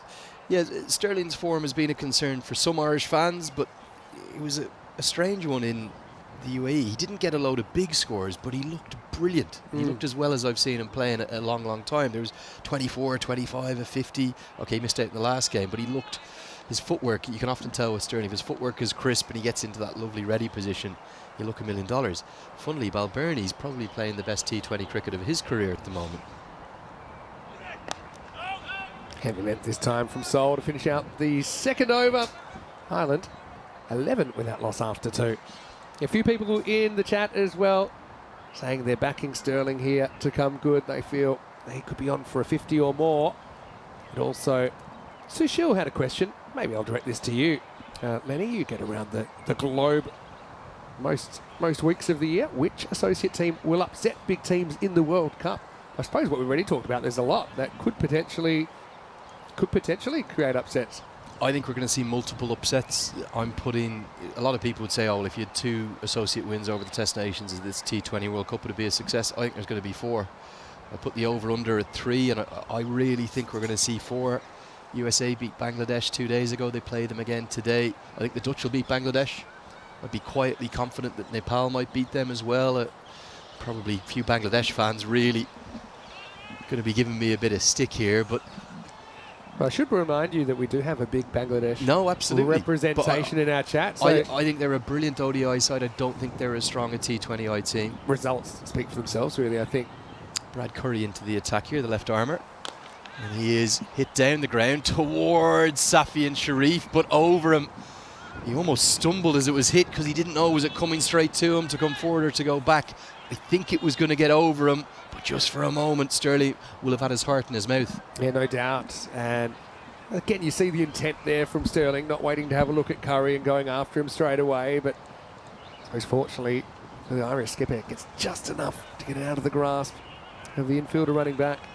One of the big things Paul Sterling talks about that he's learned from in and around the franchise circuit is not wasting balls in the power play.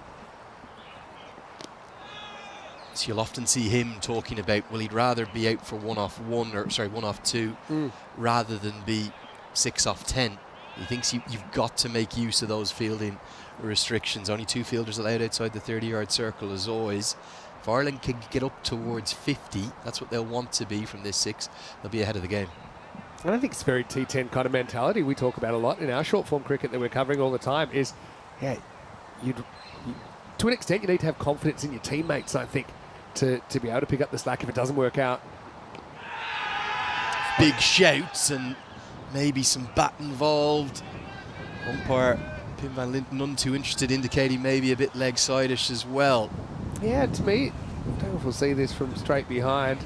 It's climbing a little bit as well, isn't it? But let's check the line of this. I thought, if anything, yeah, maybe was decking back. I think the height, though, primarily was the reason that Peter was turned down without too much of a thought from the umpire. I think it was the inner thigh pad that it hit, so good decision for me, doing too much. Oh, he's causing all sorts of problems again here, Brad Curry. That could have been chopped on easily. Instead, it ricochets off the back foot and Balbirnie survives. And for the batter with the keeper up to the stumps, they kind of have to bat in the box, don't they? Have to bat in the shoebox. And so Curry's the kind of guy with the pace he's bowling. A lot of them would probably love to bat maybe half a metre out of their crease, but that option's not really on. It just allows Curry to dictate terms a little bit. And we have seen a bit of seam with the new ball on this deck today. That easily could have bowled him. That could have gone anywhere off the back foot. Fortune for Balbirnie. Sterling gives himself some room. He loves the offside, and I think Chris Greaves is probably going to just get there. So he will save 1 run. But good innovation from Sterling to almost club it through the offside. He gets 3. And he's pretty clever as well because he keeps it on the ground. Probably knows he hasn't really found the pace of this pitch yet, Sterling. So he kind of opens up that offside, but also takes a slightly more conservative option by going along the carpet. Gets 3 and hands it back to Balbirnie. Last ball of the 3rd coming up from Curry. 6 off this over so far.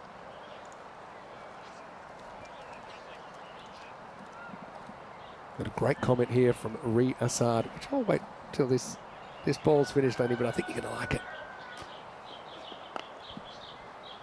Protection out there, so it'll just be a single. Close out a 7-run over. Curry unlucky to be wicketless. Ireland 19 for none. Ree is actually watching from Bangladesh and says Bangladesh have mastered all the skills needed to lose against associates very often. Well, you see, but this is the remarkable thing about that Bangladesh team. I wouldn't rule out that I'd quite fancy them to beat Sri Lanka. I think that's a good matchup for them. I think they'll play the mystery spin well. They've got that massive rivalry. We always talk about these rivalries. England, Australia, India, Pakistan, England, Scotland. I'm telling you something, Bangladesh, Sri Lanka is a massive modern rivalry too. I just think the fear factor isn't quite what it once was for these associates taking on the full nations as it was maybe 15, 20 years ago. And I think the fact that there's kind of this middle tier of cricket that's emerged over the last decade or two is so... The big reason for that, Vinny, is the volume of cricket that these associates are playing. So the ICC pathway events, and in Asia, is Asia's example, with the Asian Cricket Council events on top of that, some of them are playing close to full-time cricket. And then you'll have a nation like UAE and Oman and Nepal, the 3 leading associates in Asia, who are brilliant at getting series, finding ways to host series at either cost-neutral or cost-making bases. So they're all playing a completely different volume of cricket to what they did in 07 or 11 at the 50 overs World Cups. Sterling gets a very good piece of that. He'll get 4. Just 1 bounce into the hands of Harry Tector. Really good stroke from Ireland's skipper. Fast hands here, and he picks up a length so quickly, doesn't he, Paul Sterling?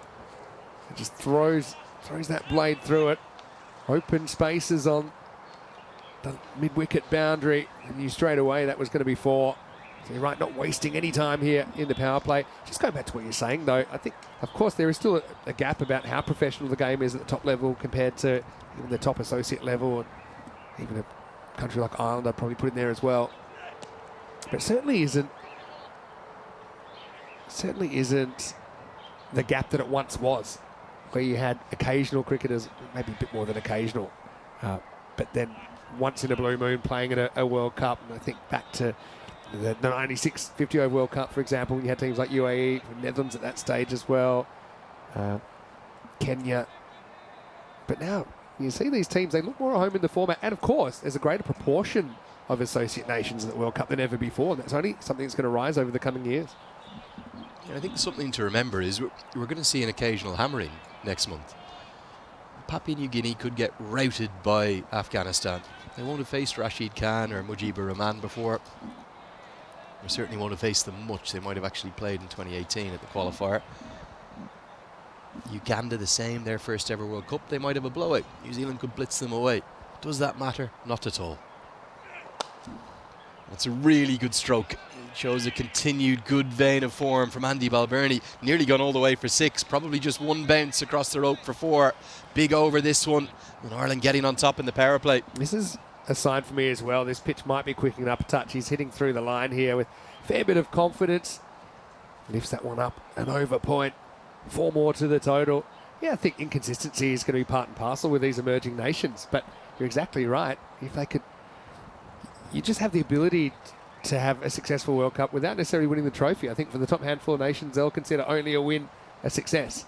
But for a Uganda or for a Nepal or for a PNG, for a USA on home soil, kind of one performance could really kind of spark the imagination of all the cricket lovers in their country and around the world for that matter.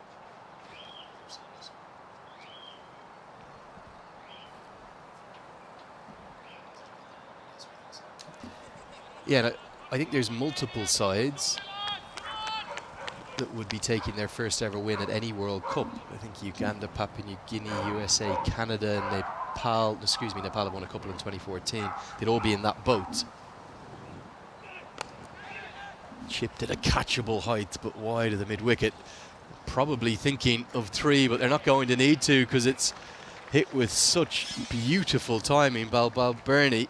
It's going to be 4 more back-to-back boundaries, so going around the park here. Yeah, it's just the over that Ireland were looking for. After the first 3 were, I suppose, reasonably pedestrian, had 5, 6 and 8. They're all fine, I suppose, but this one's 14. Real breakout over 3 boundaries off Seoul. Can't quite rein in Balbirnie at the moment. Yeah, and credit to Sterling and Balbirnie. They've clearly identified, not just today, but across all T20Is, that they have to score and cash in the power play. That's exactly what they're doing here. Ireland are very much now on top. Dot to get Seoul out of his over, but it's been an expensive one. Ireland will be very pleased with their position. They're 4-1 favourites according to the supercomputer now, over 80%, 33 for none. I love our comments that we get sometimes, and Gion has said Bangladesh versus Sri Lanka is kind of like our El Clasico. Yeah, it like is. that. Tell us about some of the other teams that you're really looking forward to seeing in this World Cup. I think what he's referring to there is something we've coined in associate cricket, the Nepal versus UAE, which is the associate El Clasico. I think Sri Lanka, Bangladesh, it's the test El Clasico. Love that. Yeah, look, certainly where are the kind of wins coming from for the associate sides? I think in Group D we'll see a couple between the Netherlands and Nepal, even though it's a group of death. Papua New Guinea and Uganda, it'll be a bridge too far. I would suspect that one of them will obviously beat each other. If either of them pick up a win over one of New Zealand, West Indies or Afghanistan, that's a massive shock and a big, big story. USA will really fancy their chances against Ireland and Pakistan. There's all sorts of, I believe, crazy ongoings off the pitch in Canada. The talk is Pubudu Dasanayake may have been removed as head coach, which I can't quite believe. Oh, it's a great stop, Michael Leask. He saves 4, and that might just get Scotland going. That's a fantastic clean stop as well by Leask, who rockets it while he's still essentially lying down on the ground. Gets up to a knee pretty quickly. Sterling probably lucky turns around in time. Top class work from the Scot. Yeah, that is superb. That's 4 run save. That's reminiscent of Delaney's stop that kind of got Ireland going in the first innings. Can it do the same for Scotland? Going to run a quick single here. Watt throws at the non-striker's end. Sterling scrambles home. But yeah, if Pubudu Dasanayake has gone from Canada, I can't quite believe how you would do that. The associate maestro, the best coach of the associate game there's been. And then in Group B, I know it's against England and Australia. I know they're world class, but you've 3 of the strongest associates. Scotland, Namibia and Oman, they'll have a real chance to. And I know that Afghanistan no longer associate status, but you look at the 50 over World Cup last year where Afghanistan had Australia 90 for 7 at one point. they should have qualified for the semi-finals, really. It was a Maxwell miracle that prevented them from doing so. That was it. It's one of the few games I actually listened to the radio commentary where I was at that time in Malta. It's a little bit difficult to get it on the television, and so I listened to that, and I loved the way that the announcers were trying to describe exactly how he was cramping up and couldn't move. There were various kind of metaphors to describe how he was moving. I'll just wait for this, which I think will be a couple. Out to deep backward square. I tell you one I'm really looking forward to is the opener between USA and Canada, and of course that's a rematch, which is, well, how many years is that? 180 years in the making. The first ever international cricket match was Canada versus USA in 1844. Yeah, New York City. Apparently it was a game that had over 10,000 attendees on every day, and there was a huge amount of money wagered on it. Apparently that was what went on back in the day. But I think it's a lovely move as Balbirnie drives fluently again for what should be a couple by the ICC, with a tip of the hat to the history, the heritage of the game in North America. The two North American sides squaring off in the opening match. I really hope it gets the credence and the attention that it deserves to kick off what's the biggest and best ever World Cup, in my opinion. I think we're in for such a treat next month, and the build-up, the anticipation on social, I've never seen anything like it for any World Cup in cricket. Yeah, it's going to be great. And also, it's a win. It's a winnable game for both those teams.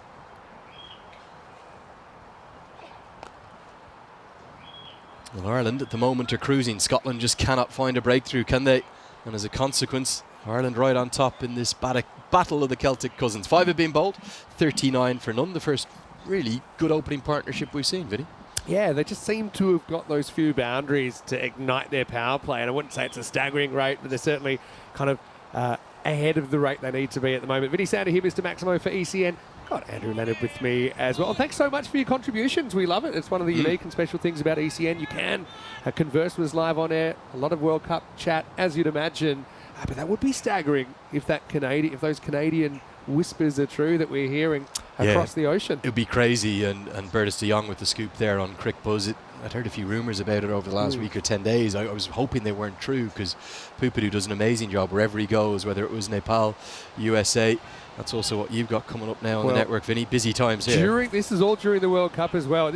We're at the tail end, I suppose, of what we're calling madness, but we have cricket in Estonia right now. We've got Portugal cricket tonight. We're in England on Monday for the first time on ECN. Here's Sharif coming on. Low full toss, clipped away. First ball, just a single. Yeah, ECS England is one that we're really excited about starting Monday morning. So I know we've got a lot of viewers actually in that part of the world. So if you want to come down and visit us, we're at Rains Park, I should say. Is that a cricket club, or is that? So it's the home of Wimbledon Cricket Club. It's their second ground, and so yeah, just the volume of cricket we'll have on that week. And also on the Friday we'll have an NCC A11, so national counties, formerly minor counties, which pretty much looks like the England 11 side that you'll see in the Euros of cricket.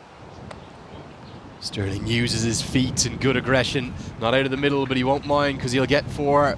The sun is out and Ireland's starting to make hay now, really driving home their advantage.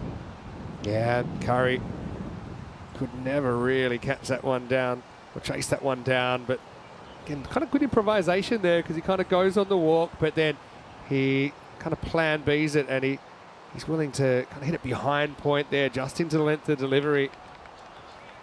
Ireland cruising at the moment. Yeah, one other big factor, we haven't mentioned it yet. It can't be easy for Scotland to back up. They won last night in comprehensive fashion, but that was a night T20, if you will, starting at 5 o'clock. And then much less than 24 hours later, with an 11 a.m. start, with Ireland coming in fresh off 3 rest days because of the washout. Not that it was initially intended that way. They've just looked a little bit cleaner in the mind, haven't they? And all of a sudden this game has really swung drastically in the last 10 overs. Last 5 of the first innings, and now the first 5 of the second. And they were so good defending yesterday. I think that kind of plays into the mindset of Barrington to decide to bat first, but I don't think they've had the better of the conditions. Now a pull shot round the corner, and that's too good from Paul Sterling. The 50's up. It's all Ireland. They wanted 50 in the power play. They've done it without loss. They might get a few more too. It's his first maximum going to the Irish captain. Yeah, what a great shot from Sterling. And the more he bats here, the better he looks, doesn't he? Again, that was in kind of chest high. Picks it up and sails over the ropes for 6 runs. I think Tom de Groot, the groundsman, would be happy as well. He was saying that he felt this was the better of the 2 pitches that he had, despite the coloration of it. It goes to show how mystical at art it is, because if you just look at the 2 of them purely on visuals, you would have thought the pitch for the first couple of days was the better one. But very much, it's all Ireland right now. Good work from Jones and Sol combining to keep that to just a single. Scotland need wickets.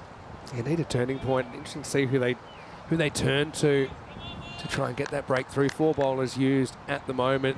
So you've got someone like a Leask. But Leask, I suppose, primarily is a defensive option, and at the moment you kind of really need that wicket. Well, I think what I would go to, I'd go to spin in tandem. I'd get Mark Watt on the far end from the paddock end the next over, and then I get Chris Greaves on here, see if he can do what he did yesterday, just get them to skid on and keep a bit low. We've seen spin has very much been the way to go today. But right now, Ireland are in cruise control. 6 have been bowled. It's 51 for none. I think Greaves is actually a pretty good call. He seems to have that golden arm. Something a little bit different with that wrist spin. Openers both 20 plus at the moment. 50 opening partnership. Ireland would love to go to 5 points in the series. Now, if they were able to do that, they've pretty much put the series to bed. Still will be pretty keen to get the win over the host tomorrow in match 6. Vinny Sounder here, Mr. Maximo for ECN. As we reach the middle overs of this second innings, welcoming back into the commentary box, Corey Ruckus. Yeah, good to be here, Vinny, and what an impressive opening stand this has been so far from the 2 Irishmen. Balbirnie and Sterling have batted beautifully. Watt is going to bowl over 7. Just bowled the first one, and that was it. Sterling, a lot of the viewers were tipping him to have a good day. So far, so good. But I think this is the middle phase of the game where they'll be happy enough just to take one a ball and wait for that loose one. Yeah, because of that power play now, Vinny, they've put themselves in a very good position where they can nudge it around a little bit and not take too many undue risks. So they've definitely got themselves ahead in this game. Watt yesterday took 4 wickets. Can he get a couple more here? Field's back, so easy single there for Balbirnie, who just opens the blade on this. I want to say hello to John Tucker, who's watching from England. He said, "Hey, Vinny, hope you're well, and look forward to seeing you on Monday." Of course, John is watching from England. Also, Jim B liking the USA-Canada matchup as a good nod to the history of international cricket. Goes on the walk this time, and he absolutely pounds this one out of the ground. Maximo! The skipper standing up for the Irish, 6 runs. Absolutely pumped, Vinny. A little bit of flight that time from Watt. Sterling reads it perfectly, comes down the crease, and we call it the paddock end for a reason. That is in the paddock, a massive 6. Well, I hope the horses don't mistake that for a large sugar cube, because that one has left the arena. What a shot from Sterling. He got every piece of that. That really went a long way, didn't it? A couple of the fans out there enjoyed themselves. I think that might have even cleared the canal. We'll pause to just try and find a new ball, or we'll find that old ball.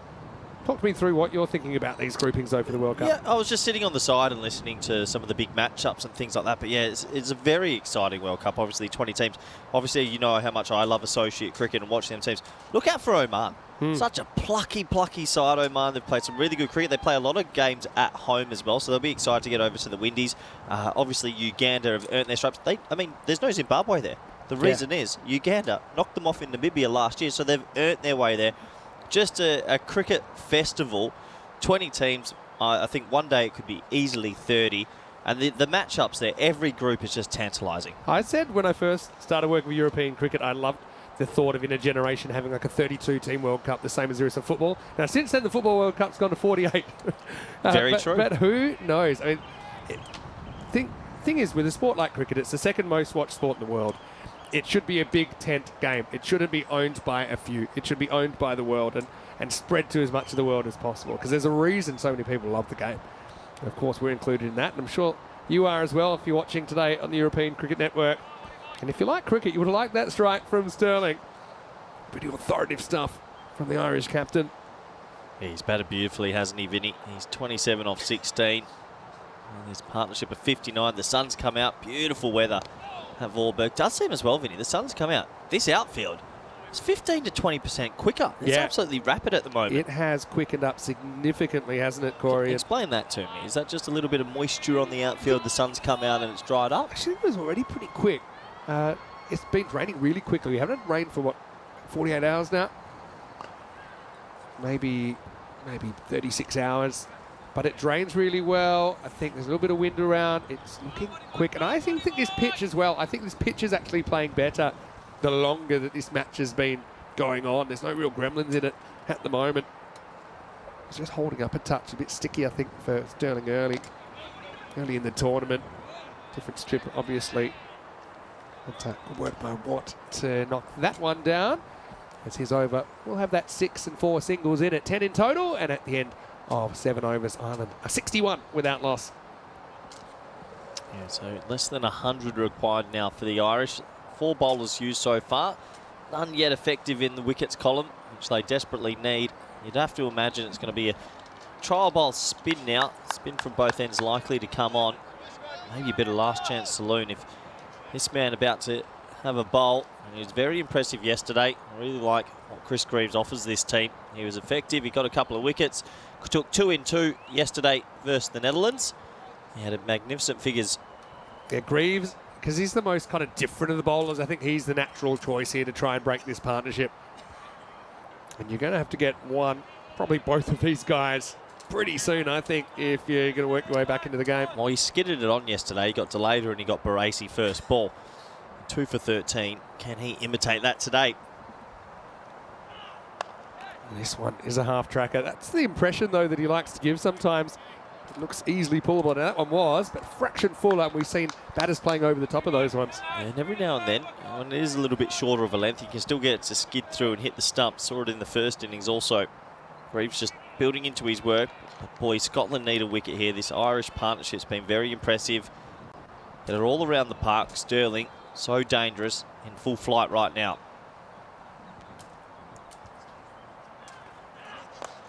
Pitches up this time, hit down the ground. Bit of work to do for Sharif. They should come back for a fairly easy 2. Nicely struck again. That's an indication that there's a bit of confidence in this pitch. Able to play down the ground with a bit of confidence. It's a bit more like it, isn't it? I've been saying that on this side wicket, compared to the first few days, it's very firm underneath. I think Netherlands yesterday was a blip in the road. It wasn't that bad. This one's pulled, and Sharif's got some more work to do. To the other side this time, does well to palm it off. But again, the run's coming fairly easily at the moment for these Irish openers. Yeah, lovely shot, isn't it? Into a big pocket of space at mid-wicket. Sharif doing a lot of running left and right at the moment. So a couple of deuces to start this over. 5 already off 3. What can Greaves deliver here? A moment of magic needed for the Scots. And it does come through Greaves. And once again, we see him sliding one through, and Sterling plays over the top of it. The death rattle sounds around the BCC ground, and Ireland 66 for 1. Moment of magic needed, moment of magic delivered. What a good delivery. Topper off stump, angling in, skidding on. Sterling looking for another sort of pull stroke to get another 2 into the big pocket of space. And this is a massive moment in the game. It's another one of those ones that pitches, goes on with the arm, top of off and middle, great length. And a huge wicket in the context of this game. I still think Greaves, he's really trying to concentrate on the amount of overspin he's getting on this ball to get it to skid on. So partly it's his natural attributes, but also I think summing up the conditions and what's worked well so far for him in the series. Disappointment for Sterling. We heard Andrew Leonard saying he's been making starts lately. He's been looking good. He's looking good there, but he's not able to go on with it. Out for 32, and Ireland 66 for 1. Yeah, it's given his team a very good platform though, hasn't he? 66 on the board before the first wicket has fallen. You'd imagine Scotland might potentially go back some pace the next over. And they might go with Greaves and Watt for some time here in the middle. Huge moment in this game. Obviously, Lorcan Tucker has come out number 3, been a very good touch lately. Yeah. They'll need to remove him very early. And he's one that kind of found the pace of this pitch quicker than anyone else, I think, when Ireland were injected into the series on Sunday. Hello to Monica, who's tuning in from Colombia. So a bit closer to the Americas part of the Americas, I guess. We are going worldwide, Vinny. Good to have so many different viewers from around the world. Encantado de verte.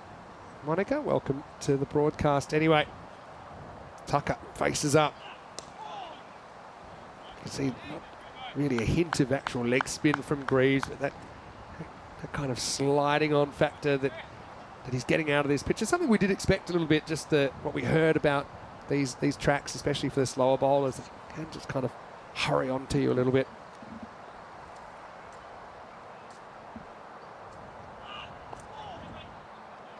Angled away this time by Balbirnie.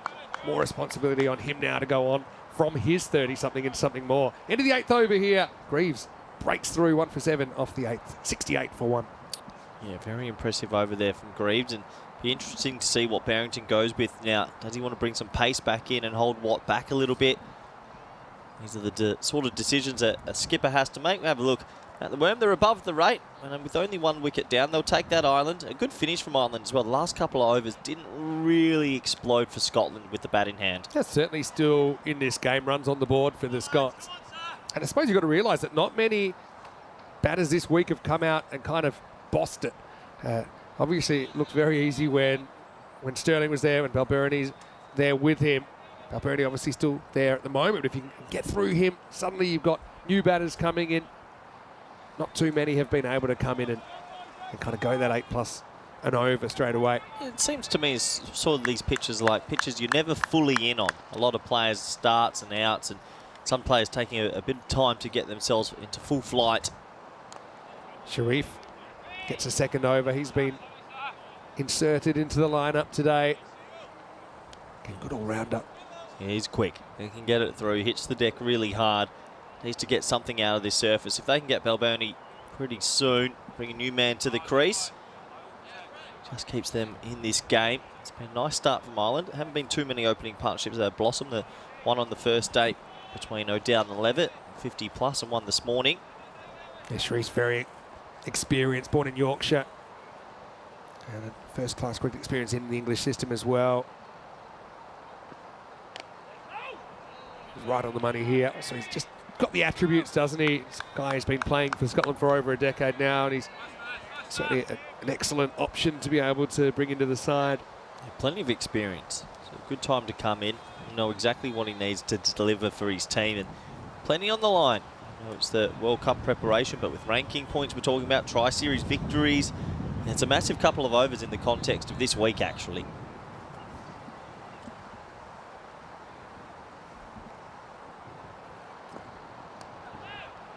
Fairly straight this time and scratched around the corner. The batters will double back for 2. Waiting on the umpire, who says it'll be 2 leg byes. Yeah, Sharif, he's a guy when he was younger, in his late teens, he spent some time to go to Pakistan to develop his bowling and develop his game. And he talks about that as a really important experience. So obviously, he's someone that's had this kind of dream of being a professional cricketer, international cricketer from quite an early age, and done what's required to better himself. Oh. This is going to be a French cut, though. Ooh la la for Tucker, who gets lucky and gets 4. Oh boy, when you need a wicket, you need things to fall your way. That's missed off stump by a Skerrick. Can't believe Tucker's not being cleaned up there. Sort of shuffles across, bottom hand comes through, inside edge. So I missed the leg stump, and that is a bee's whisker away. Yeah, not convincing by any means, and maybe Sharif just moving it a little bit off the straight to take that thick inside edge. Oh, sometimes you just need lady luck on your side. It goes Tucker's way this time.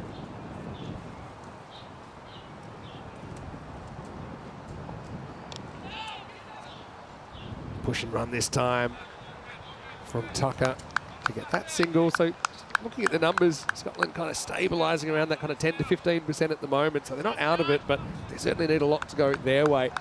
Yeah, that power play, such an important power play to put Ireland ahead in this, so they can have overs where they...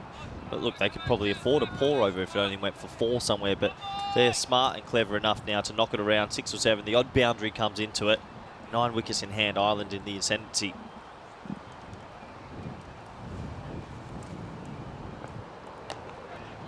Balbirnie hits this on the up. Will only get a single, but he will retain the strike. Moves to 34. Sharif's over. Ends up going for 9 in total, and after 9, it's walking stick, 77 for 1. Yeah, 77 for 1. You'd have to imagine Greaves would continue with the lengthy spell here, Vinny. Nice that the sun has come out also. It's starting to get quite warm around the ground. A long batting order to come. Yeah, that's right. So they've got to have a degree of confidence that they can continue to kind of tick that minimum 8 and over or so. I guess one thing for Scotland, what they could say, a lot of those men on your screen there haven't had too much time at the crease so far. The other day it was right down to the lower order to get the run. So they've been here for quite some time. They've had a washout. A few on the other day, they were 6 for 80 versus Netherlands. So get a few new faces out there that haven't batted too much this week, and you never know. Especially against an awkward customer like Greaves, who has troubled new batters.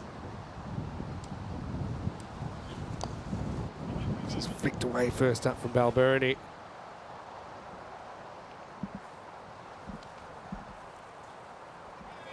Nice to see Julio is watching from St. Croix in the United States Virgin Islands. So we really do have viewers from all around the world right now. I can imagine 2 very high-profile teams on the network. Great opportunity to watch live via the ECN.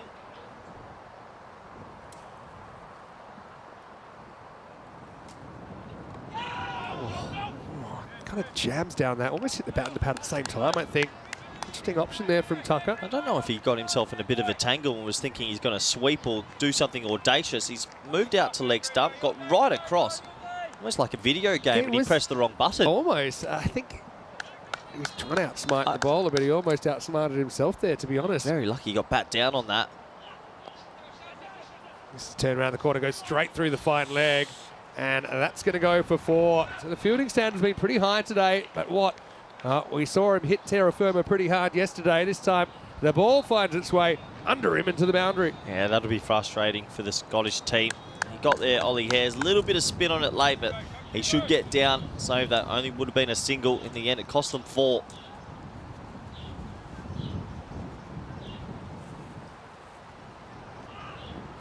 Tucker gets inventive again. This time Watt's going to have to go on the chase. It's a little touch on that. And I think that's okay, because he keeps that leg in the air, I think, when he pulls it back. But they'll still get through for a fairly comfortable 3. Brilliant shot from Tucker, and that's one way you can play Greaves. There's so much pace on the ball. The lap sweep's a great option. Ollie Hare's trying to make amends this time, gets down. It's been only signal 3, so he keeps that leg in the air. Ooh, look at the trailing foot, though. Yeah, it's a tight one. I think they'll go with the fielder here. They don't have the benefit of the replay zone. It did seem a clean stop live. Balbirnie will push this away for a single. Yeah, that shot earlier in the over from Tucker was an interesting one. He kind of backed away. Normally when you back away, you're not trying to sweep. He kind of backed away and then kind of doubled back to sweep. It was interesting, but you can see Tucker's trying to make something happen. Again, he's got the confidence of the middle order under him. Let's see if he tries something. The last ball of this 10th over. Happy to play it in a fairly orthodox fashion. That'll take us to the halfway point of this second innings. 10 overs down, and Ireland in the box seat right now. They're 87 for 1. Opportunity to welcome you to the Vorburg Cricket Ground. This is going to be a really, really great weekend for us as well. Of course, we've got Netherlands versus Ireland tomorrow to finish this series. Day off Saturday, but we're going to have the KNCB Finals Day on Sunday that actually feature the top 4 clubs in the format here in the Netherlands, and the winner of that will not only win the T20 title for 2024 but also be going to the ECL in 2025. Yeah, really exciting time in the Dutch domestic scene. They've gone different this year. They've put all the T20 domestic matches at the start of the year to prepare the national players for the World Cup. And you'll have VCC Vorburg, where we are right now, coming HBS, who we've seen on the network before, VRA, and HCC from The Hague. The Hague, yeah. So 3 out of 4 are Hague-based, right? So that's to be great. And if you're watching this right now, I've got good news for you. It is live. It is free. All you have to do is turn on ECN on Sunday on YouTube, or you can watch on Fancode in the subcontinent. As far as the ICC World Cup goes, you can watch them on icc.tv in selected territories. When are the European Cricket Network going to go do the World Cup? Surely that could be ECN going to the World Cup and covering it. Well, I'm sure they'll do a great job. No, honestly, we're happy anytime we see cricket broadcast. I suppose what we've found a way to do here on ECN is, I suppose, make it happen more often than anyone else in world cricket. Yeah, quite remarkable, isn't it? Exciting time to have these teams on the network. no disrespect, but I'm going to call you a part-timer. And you've done well over 1,000 games of cricket. How am I a part-time? 1,000 games? Where have you been lately? What are you talking about, Vinny? At the start of the year, I went hard early. I needed a bit of a break. Just pushing your buttons. No, actually, I still think I'm a full-time, but you're over a full-timer. I'm not too sure what you were in your own sort of genre. I'm a double-timer. Yeah, there you go. Actually, You're doing morning and night shift. Tomorrow, I'm a triple-timer because we've also got Romania on. And on the weekend, I'm a quadruple-timer. Credit to you, Mr. Sandhu. You do a fantastic job, as do many others for the ECN, as it looks like Watt has been given the ball back. Only the one over spell there from Sharif. Still no Leask, interesting, in the first 10 overs. It's time to go for Scotland. They need a couple of bits of brilliance to get back in this game. Because they like Watt as a matchup, turning the ball away, ostensibly to the two right-handers. Tucker just chips him down the ground for a single. To the total. So, yeah, let's try and get everyone here. Doesn't matter where you're watching from. You don't have to be a Dutch viewer. You can be an Irish viewer, a Scottish viewer. You can be anywhere. But if you tune in on Sunday, you're going to get 3 matches, 2 semi-finals and a final. And there's going to be some pretty high-quality cricket there. Yeah, it's going to be similar to this week. We're seeing some very good cricket indeed. Ireland at the moment, definitely ahead in this one. I like what they've done there. They've happened to just bring mid-wicket up from deep mid-wicket. Leaskers come in. So they had 5 in the ring, that ball. And despite being behind, they're still trying to be aggressive, the Scots. I like that. You heard Andrew Leonard saying, for a leg spinner for sure, and I would say it's probably true to a bowler like Watt as well. That mid-wicket is a real key position. Tucker walks at this, but he gets the height. Don't think he gets the distance. Oh, does he? It's a fantastic piece of fielding by Sol out there, who robs the batter of a Maximo. There's a few hands-on heads out there, but I think he saved the 6. Let's have a look on the replay, thanks to Spring Media. Yeah, he's definitely saved it. Bit of razzle-dazzle. What an effort that is. That's 10 out of 10. Great work from the big man. He saves 5 for his country and keeps him in it for a brief moment. Maybe thought about passing it to his mate, but really well done. Next delivery, big appeal. Big appeal. Oh, that is mighty close. Watt not too pleased, neither is Cross. We'll have a closer look. Wide on the crease. Goes for that swisher. Maybe wide on the crease, taking it down the leg side. I mean, we're always looking at that angle, aren't we, to Watt? He doesn't straighten too many significantly, and of course we can't really tell.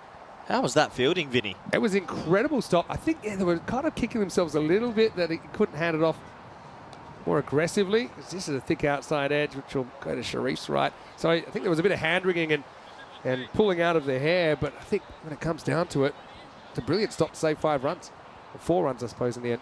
No, 5 runs, and he took a single. Yep, brilliant work from Sol out deep mid-on.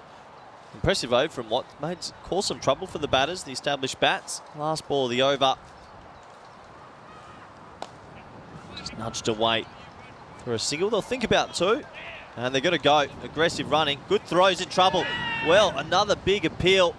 I think Rizwan Akram says not out, so that's going to be 2 to the total. We'll have a little look at this. We don't have the luxury of using the replays for this series. Yeah, it looked into me. It was a tight one, but he runs a good line. He turns quickly. Check it out in the replay. It was quick work from Cross.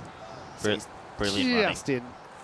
And that'll also take us to the end of the 11th over. Ireland 93 for 1. A few talking points there in the 10th. What a stop from Sol, though. And to be honest, it's become something that we've seen more and more. And bats have become bigger in international cricket and boundaries have become smaller. The ability to kind of manage the tightrope, if you like, on the boundary is pretty important. Pretty interesting table as well, with the winner of this game going up to 5 points. Well, the winner of this game, in theory, basically wins it unless it was Scotland to win and Ireland have a good net run rate boost tomorrow. So a win here does make it pretty difficult for the other teams. Netherlands, unfortunately, can't win this series, just the way the cookie has crumbled for them. So looks like Leask will be brought on. We've been saying for quite some time maybe they could have brought him on. He's a very talented bowler. It'll be difficult against 2 right-handers. What can he do? Slides the first one across. Balbirnie misses out in the cut. Just one of those cricketers, Leask. Always feels like he's right up for the contest. Always feels like he has a bit of magic in there. Steps across and swats this behind square. Again, fantastic bit of outfielding. This time, it's Jones who knocks it back into play. Well, I'll tell you what, the Scottish fielding in the outer ring's been exceptional. Sol the previous over, Sharif a few overs before this. Now, jumping in the air just inside the... Ooh, well, might have jumped from outside the rope. He did jump from outside the rope. Don't think that's been picked up anyway. It's 2 to the total. Now the reverse Malachi's going to go for a couple more. So good batting from Balbirnie. He does it. He says this time, you know what? That's a 4. Yeah, well, yeah, I don't think there's anything sinister in that. I think the fielder's watching the ball, probably had no idea he stepped outside the line. But again, if it gets down to 1 run or so, we had that Maxo outage the other night. But I suppose this is cricket at this level. Every inch counts, Vinny. And if we do have any billionaires watching that want to, I suppose, give us the money for more cameras, we know a few of them might be tuning into the broadcast. And Elon Musk is often in the chat. We can get to the ICC's minimum standards for the reviews. This is going to be 4 again. So Balbirnie moves to 48. That one just kept on rocking, didn't it? This field is so fast. The 100 comes up as well for Team Ireland. Yeah, brilliant shot, isn't it? The outfield's quickened up under the sun and the heat. Just timed it beautifully. And looking like a man in complete control out there in the middle. Ireland streaming ahead, just timed it. As the man at the sweeper cover region was very straight. 4 more to the total. At least will come over the wicket. Balbirnie staring down a national 50. A bit shorter this time, and Balbirnie happy to just take it for a couple into the leg side. That'll be his 50. Brings up off 38 balls. He's put on in a very good position. Class player, class innings here. Yeah, class player, class act. He's looked in complete control since the moment he's walked out to the middle of VCC Vorberg. 50 off 38, in complete control. And Ireland, well, they'd have to fall over their feet to lose it from here. Only 53 required, or 49 now. 6 fours in that innings. Lease comes back with the dot ball to the end of the over. Not a bad over from Lease, but up against Balbirnie, who's in top touch. Can't do too much. 105 for 1 after 12. 53 off 48, so they're pretty close to getting it down to a run of ball right now with 9 wickets in hand. Scotland, a bit of a yo-yo series from them so far. Obviously started down against the Netherlands and had a big win yesterday. Kind of back to earth so far today, barring a big turning point. I think this does show, Vinny, what we're witnessing out in the middle and some of Scotland's batting. The wicket is true. I think yesterday the Netherlands just obviously losing the top 3 for under 5 just hurt them so much in that run chase. If they had got going, I think it would have been a competitive game. Last chance saloon for the Scots, it sort of feels. Curry's being brought back. He needs to bowl a good little spell here. Slides this one past the outside edge of Tucker. Great hands by Cross up to the stumps. Yeah, Cross has been magnificent with bat and with the gloves in this try series so far. Curry's been mighty effective. I've enjoyed his bowling. Left arm seamer. Got a couple of tricks up his sleeve. Showed us yesterday everything he had against Engelbrecht. Produced 2 absolute corker deliveries. Can he produce it here versus Tucker? Right, goes the reverse. So, very ambitious shot selection from Tucker. Well, there's one thing about Ireland here. Yes, they need 52 or 46, Vinny, but they're not going to let this get to the 19th over. They're not going to try and get this to the 20th over. They'll look to win this quickly. And so many wickets in the shed, you can totally understand that. Tucker being pretty inventive. That's his role. He's looked good so far.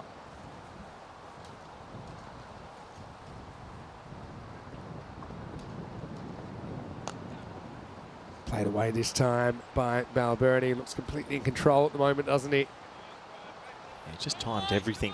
Really timed everything. Scotland have thrown a lot of different combinations, different fielding zones, different bowlers at him. But he's been able to ride everything. 6 bowlers used for the Scots so far. Watt's only got 1 left. I think I'll be going back to Sol maybe. See if he can use that genuine pace to cause a few wobbles.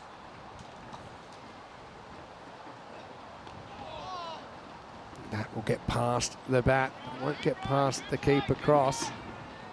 Tucker has kind of rolled the dice a bit, hasn't he, in this innings so far, but he's still there. I suppose he's got the insurance of Balbirnie at the other end, playing a very good knot. Yeah, a bit of the immunity cloak for Tucker to come out and just get on with it. You've got Balbirnie who's just doing what he needs to do. If you're at the other end, you've got a bit of a licence to get on with it and get well above the rate. Clever bowling from Curry. Took the pace off that previous delivery.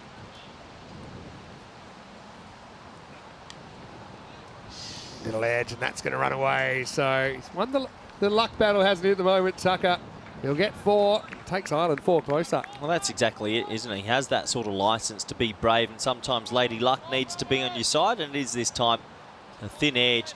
Short third was in the ring, but it goes very fine indeed. And balloons away for 4, couple of bounces over the rope. As the Irish continue on their merry way, and you'd have to say, 47 runs time, they'll be the victors of this tri-series, Vinny. It seems that way at the moment, but cricket's a funny game. But really under no pressure to take unnecessary risks at the moment. I think it might be why they turned down the 2 there, and they're happy with the single. 13 overs into this chase at Ireland, 112 for 1. Probably the first time in this tournament we've seen the bat just completely dominate the ball. It's a 66-run partnership in the first stanza with Sterling and Balbirnie. Scotland's bowling, they've tried everything, but that wickets column just looking a little bit barren. Only Greaves with the 1. They've rung the changes, they've tried their best, it just hasn't worked out for them so far. Looks like they're going to go back to the spinner Greaves. He is the man that has picked up the wicket so far, bowling Sterling a couple of overs ago. This partnership already up to 46, Vinny. Tucker on strike. Pretty traditional T20 field, only cover and point very tight, trying to save a 1.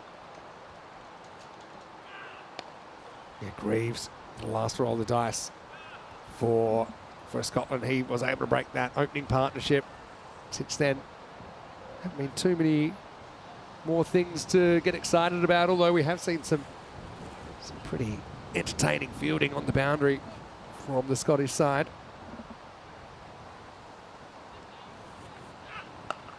The old sort of flipper drag down. Pitch there from Balbirnie. Will look for 2, just settled for the single.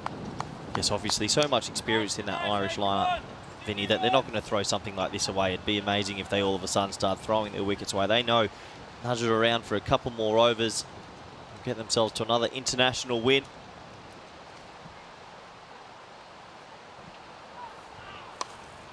Takes this on, clips it away towards mid-wicket. Slight fumble from Leask will allow a second fairly easily. You can see there's a sense of frustration from Michael. Good aggressive running also. They ran the first one extremely hard, and then the little fumble from Leask turns it into a 2. So this partnership now has gone to 50. 50 runs put on from these two. Tucker's made 27 of those. Looks like they are going to try a couple of different things. Mid-off comes into the ring now. 5 fielders in the circle. Steps across and sweeps this one, and that's a bit too spicy for the fielder down there. It'll be 4 more as Tucker moves into the 30s. Yeah, Tucker's looked good since he's come. He's chanced his arm a little bit, but doing exactly the job required to bat at number 3 in international T20 cricket. This one down the leg side. All he had to do was catch up with it, avoid the man at deep backward square. He does exactly that. Goes for 1 bounce 4.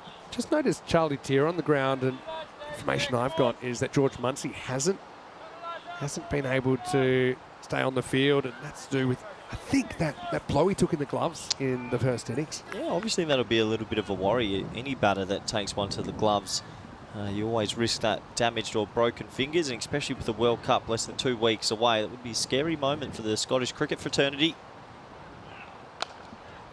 Fraction short, this is hit powerfully into that hole at mid-wicket. Once again, Leask is called into action. 2 more to the total. As these two continue to blossom. Good aggressive running, hitting a lot of space on this very big boundary out of here, VCC Vorberg. It's finally a day for the batsmen. Yeah, it just feels like Ireland, they've come to terms with what this pitch is doing. This is hit through the cover region. And they might look at another 2 here. Just like difference of opinion about whether it's there or not. They stick with the 1, and at the end of 14 overs, it's 1, 2, 3 for 1. Got to go to the viewer comments, and there's a few things that our ECN viewers are piping in. Mr. J. Grant from Scotland says the T20 World Cup comms team should implement Peacock Friday. Well, what day is it today, Vinny? Today's Thursday. Oh, no. You better be prepared. Oh, no. Because tomorrow is Peacock Friday. I know that Lenny, he's prepared. Also, a lot of people getting excited about the ECS England, wanting to know if there's facilities for the fans. Apparently, there's full catering at the the Rains Park round in Wimbledon. Of course, that ECS England starts on Monday, and it's at reasonable prices, but it is England. I've been to Wimbledon before, to the tennis, and wasn't reasonable prices there, so I hope it's okay. It was a very expensive weekend, that was. Anyway, it looks like Watt to continue. I wonder if we have to camp out for tickets for the ECS England the way you do at Wimbledon. Anyway, here's over 15. Watt's going to bowl out. Moment down below a runner ball. Yeah, what? It should be strawberries and cream. What did you have when you went to Wimbledon? Then? Yeah, with the traditional strawberries and cream and Pims in it. To be fair, one of the better atmospheres I've ever been to. Brilliant. Actually, a little side story I'll segue into after this delivery. I've got my thoughts on your Wimbledon, but I'll come back to that in a moment. Another one for the offside. Yeah, very fortunate just to close that off. I was at the women's, I think, round 3. Petra Kvitova wins the match. You know how they always have a tennis ball sort of in the pocket? Yeah. Wins it, poof, into thing. I'm sitting there with my Pims, ball right in the right hand, and I took the ball home. That's my claim to fame. Very nice.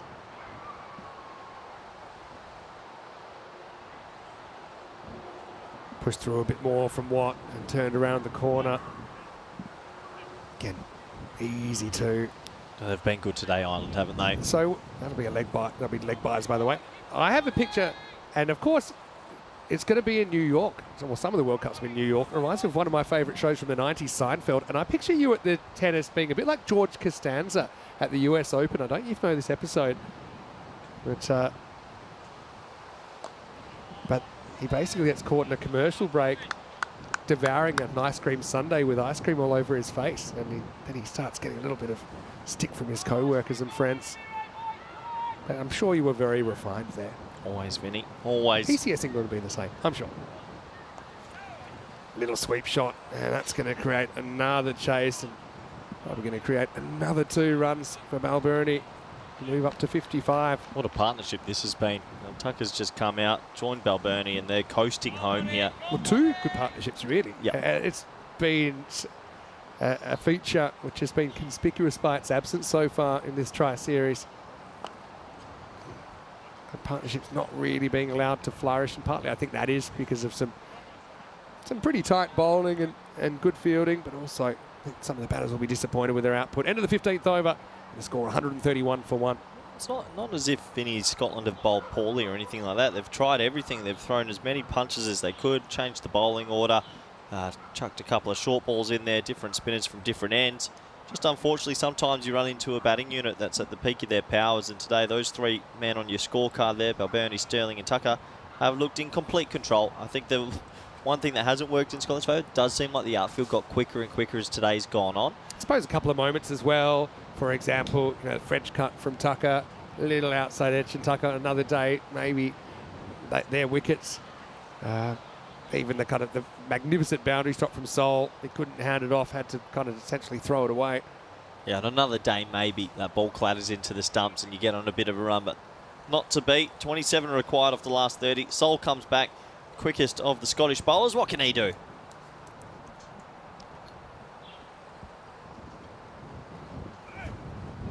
The first one's a pretty good one. Gets past the outside edge of the set batter. Got that through it. Good clicks, didn't he? Looking forward to watching him at the World Cup. Look out for him. Might scare a few batsmen over there. Really does get it through at good pace. He's got a good strong action, doesn't he? Yeah. Really did fly through to Matthew Cross.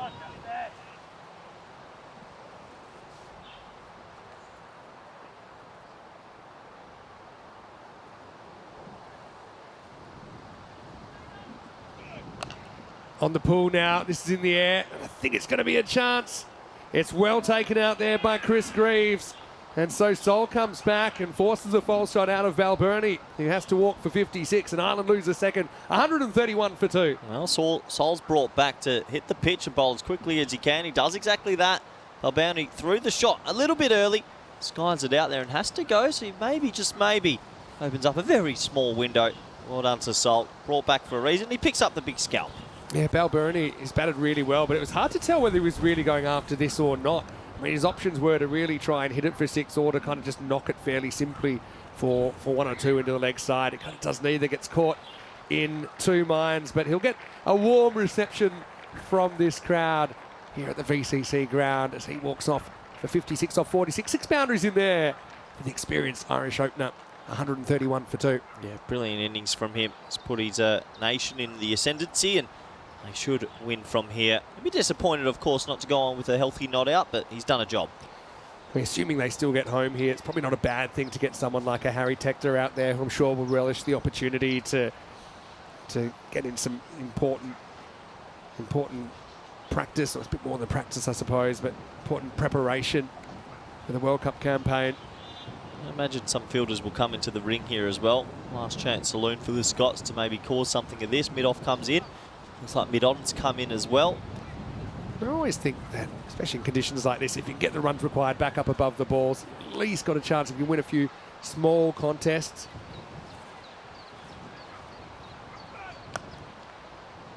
The field back, it's a simple single for Tector to get him off the mark.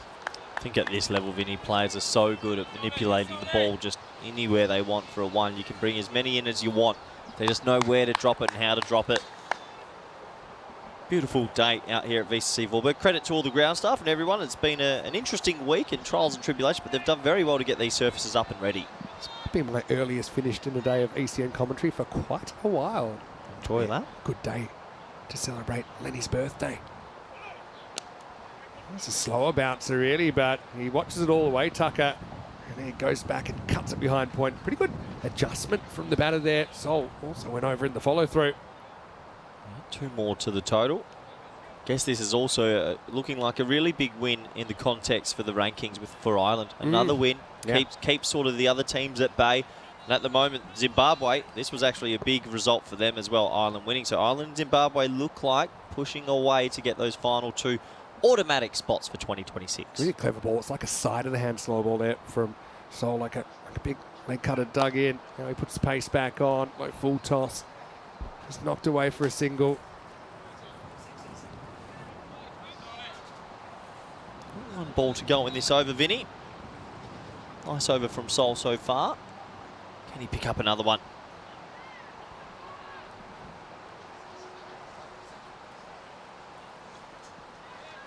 Sol's the guy. He'll give you everything he's got. Just the kind of play he'd want on the plane. Does have that fire about him as well, that X factor. And he gets this one through Tector as we get to the end of the 16th over, and the score is 135 for 2. Sol with 1 for 23 off his 3 overs bowled. Tucker now in and set.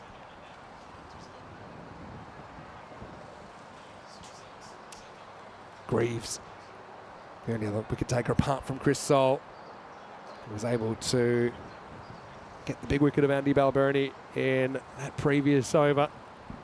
Andrew Leonard rejoins me here in the commentary box to take us to the conclusion of this game. At the moment it's looking all Ireland, but Scotland fighting to make it a contest. Well, Ireland should canter home. They should canter home at some point in the 19th over. You'd expect they only need 23 more. They have 8 wickets in hand, plenty of power all throughout the rest of their lineup. They've been really impressive. Don't think Scotland have done a huge amount wrong, but Ireland could well come out with a big win. Sharif's brought back and he gets on the leg stump, turned around the corner for 1. Yeah, it's been probably the first time we've seen a batting team kind of control an innings for pretty much the duration. I know there's been kind of fits and starts, there's been bursts from certain individuals. This has been the kind of the innings for me where the batters have taken control. Yeah, they've just kind of almost stamped their authority over Scotland. The last time these two met in an ODI, it was a famous victory for Scotland. Ireland will have wanted revenge. Looks like they'll take it. Quick hello in the chat. I know that a lot of people in there are enjoying this game. Julian Dawson is coming and said hello to us. Hello to you, Julian. Of course, plenty of cricket still on the network this afternoon. Several hours of it, in fact, in Estonia before Portugal tonight. And we've even got the Continental Cup quadrangular T20I starting tomorrow. So we'll have our 1 game tomorrow, but there'll be 3 T20Is coming from the Murala Glacier ground in Romania. Now, that's a fantastic story in that ground, actually. Lifted up by Tucker. Bermuda Triangle forms, and it'll fall right in the middle. Tucker Again, lightning his luck here in match 5. We'll get back for a couple. Yeah, it's been a funny innings, isn't it? It kind of sums up cricket in many ways. This Lorcan Tucker couldn't buy a run prior to that Pakistan series in this format. For love nor money, he's gone back-to-back 50s. He got a few the other day. He's got 42 not out today. It hasn't been a great knock, though. He's very lucky, lots of edges, kind of lots of balls falling somewhere out of reach, but he's got good reward for a very positive intent. And he'll be positive again here, testing out the fielder. Down there on the leg side boundary, just a single. There's only one number that matters, and that's the amount of runs next to his name. There's plenty of times that you're feeling good, Nick, and you can't put the kind of scores on the board you'd like to. He's a very important cog of this team, isn't he? I love his work behind the stumps, obviously. He's the kind of engine, the barometer of their fielding unit. One thing I really liked that Ireland did in that Pakistan series, some fans will have been disappointed they didn't go all out to win the series in the third game. They rested 3 or 4 players. But I just loved the way in which they gave Lorcan Tucker a first chance at captaining his country. And from what I gather from within the camp, that was very much designed in advance. It was always the third and final T20I that Paul was going to sit out as captain of. And it gave Tucker a chance to lead his country. He did it really well too. It wasn't just the runs he made, he kept well that day. I know Ireland were beaten reasonably heavily by Pakistan, but he seemed to do a lot of things right. And yeah, very much assuming that role as vice captain and looking good at it. We'll just drop and run here. That'll be the end of the 17th over. And Ireland 16 away from victory. 3 overs remaining, 142 for 2. Gives us one opportunity then before the end of play to welcome you into the commentary box. Vinny Sandu here, Mr. Maximo with Andrew Leonard. And yeah, it's really interesting what you said there about Tucker and him being given that responsibility. Again, we've talked about a lot today, the kind of contingency planning, and hopefully nothing was to happen to Sterling. Yep. But if something does happen in the World Cup, the fact that he does have that experience under his belt is pretty important. Yeah, and there's another factor to that. Lorcan Tucker doesn't captain one of the 4 domestic sides in the interprovincials. So I think the thought process was, well, hold on, how can we have a guy who's very much rightly the vice captain of the country go out and potentially captain against an India or a Pakistan at a World Cup if he's never done it before? Yeah. So just getting a chance to do it, he looked very adapted, very able for it. He's a very cool, calm, head on his shoulders. I think he was a good choice for vice captain. Lots of people thought that Harry Tector might be the one, but I think Lorcan Tucker just that little bit older than Harry Tector. Harry's time will come. He's got to focus on the batting. He's a young man. It's good that you've got different options though. His Salt coming back to bowl out. This one chipped up in the air again. It will fall safely. Tucker will just settle for the single this time. Ireland are almost certain to win this game, but they would just like a boundary in this over just in case some late wobble happens. You lose a wicket in this over, a couple of dots, it becomes 14 off 12. All of a sudden you're going, okay, hold on, how is this a contest again? They have cruised throughout this entire chase. They should take the victory. It's a massive win, not just in terms of this tri-series. Will make them heavy favourites to win the tri-series, but also in terms of those rankings, they'll be heavy favourites too to take an automatic spot now for 2026. Yeah, multiple storylines. You've got the World Cup storyline, you've got this series storyline, you've got the ranking storyline as well. Something that one of the senior leaders within the side said to me, he said that if we could qualify automatically for 2026, it would feel like a big achievement because it would show the trajectory of our team through some pretty low moments post-COVID, lots and lots of defeats, albeit against very good sides. It would be a big achievement. Tries to elevate, but Leask is backing back, and he will take the catch. So Tector, unfortunately for him, won't get too much out of this outing as Sol, lion-hearted Scott, comes and breaks through with a second wicket, 143 for 3. I just wonder, is there a wobble on here? Could they make it 13 or 14 off the last 2? We haven't seen batters come in and score quickly from the start of their innings. Nobody's done it bar market there really across the entire 5 matches, 4 completed now in the series. Tector just in a little bit of a lull of form, not quite as fluent as always, probably the weakest of the 3 formats I think for him. 3 off 5, he'll have better days ahead. We'll bring Curtis Camphor to the crease. Is there a late wobble? 43 for 3. I wouldn't say it's quite a wobble. It might be a slight distant tremor. But I think with Tucker at the crease, he's controlling the game. Okay, he's had his slice of luck, but he's also kind of read the situation pretty well. You can kind of see what Tector was thinking there, trying to pick that up. They did have the mid on up in the circle, so if you can kind of hit that straight off a length and get the right contact point, then it probably sails over for a boundary. But It just went skywards, and Lees did well to kind of moonwalk back and take that catch. Camphor, again, will appreciate the opportunity perhaps to come in and finish this game off for his country.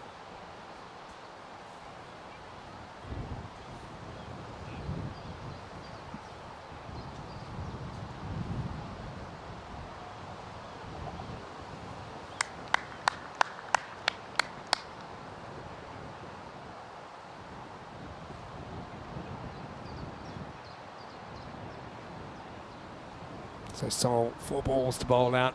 Pretty important. 4 balls, I think, as well. If Scotland are going to keep the faint pulse of this game alive.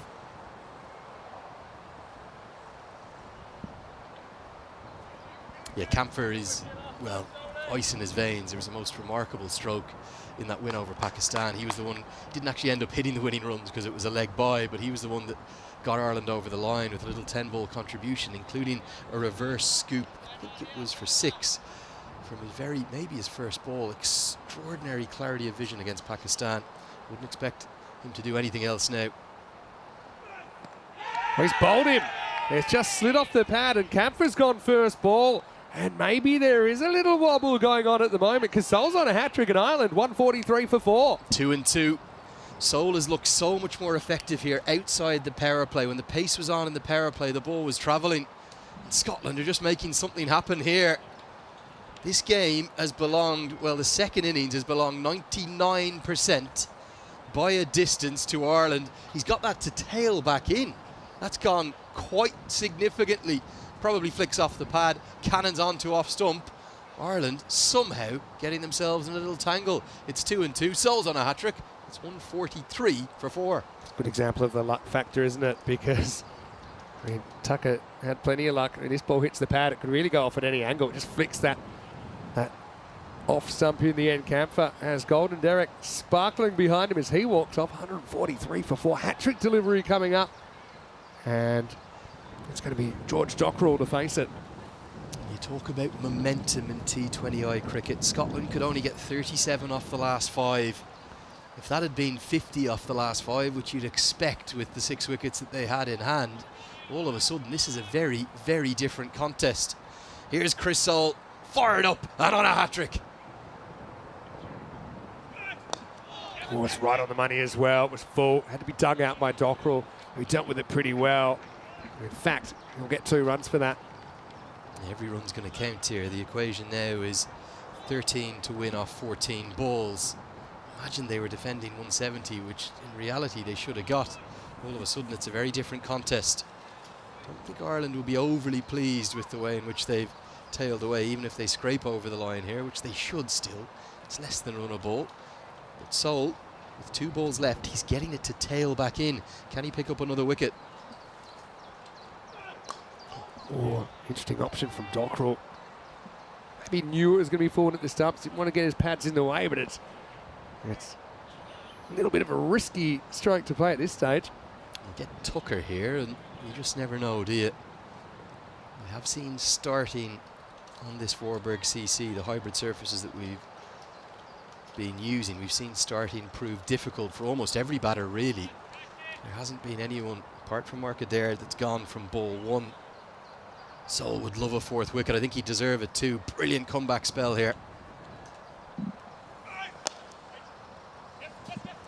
Fumbled in the infield, so they'll be able to get through for a single. Tucker will move to 46, and he'll stay on 46, and he'll stay on strike at the end of 18 overs. Ireland 147 for 4. I suppose what you would say for Scotland, even if they go down here, you've got to be impressed with the fight to come back, and these could have easily just been a bit of a trouncing. They're going to push this game at least to the second last over. Yeah, and again, I keep going back to that word resilience that Scotland show. Whatever the scenario, whatever the situation they're placed within, they somehow seem to have that great character to fight and to show how good they are. Do go back to that first innings though. 16th over for them went for 6, 17th for 7. Okay, they got 10 from the 18th, but then 19 and 20 went for 5 and 9. That is really suboptimal with wickets in hand. Wickets fell regularly, and Ireland, well, they'll want to do it in this over, but Scotland, great credit to them, they may well drag it all the way out to the 20th. Curry to bowl the 19th over.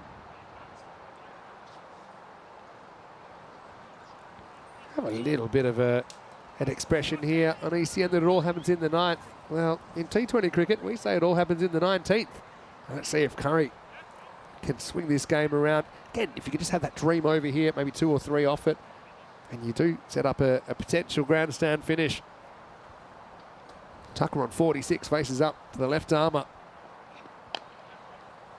I suppose that's the play at this stage. May think of 2, in fact they'll get 2 here.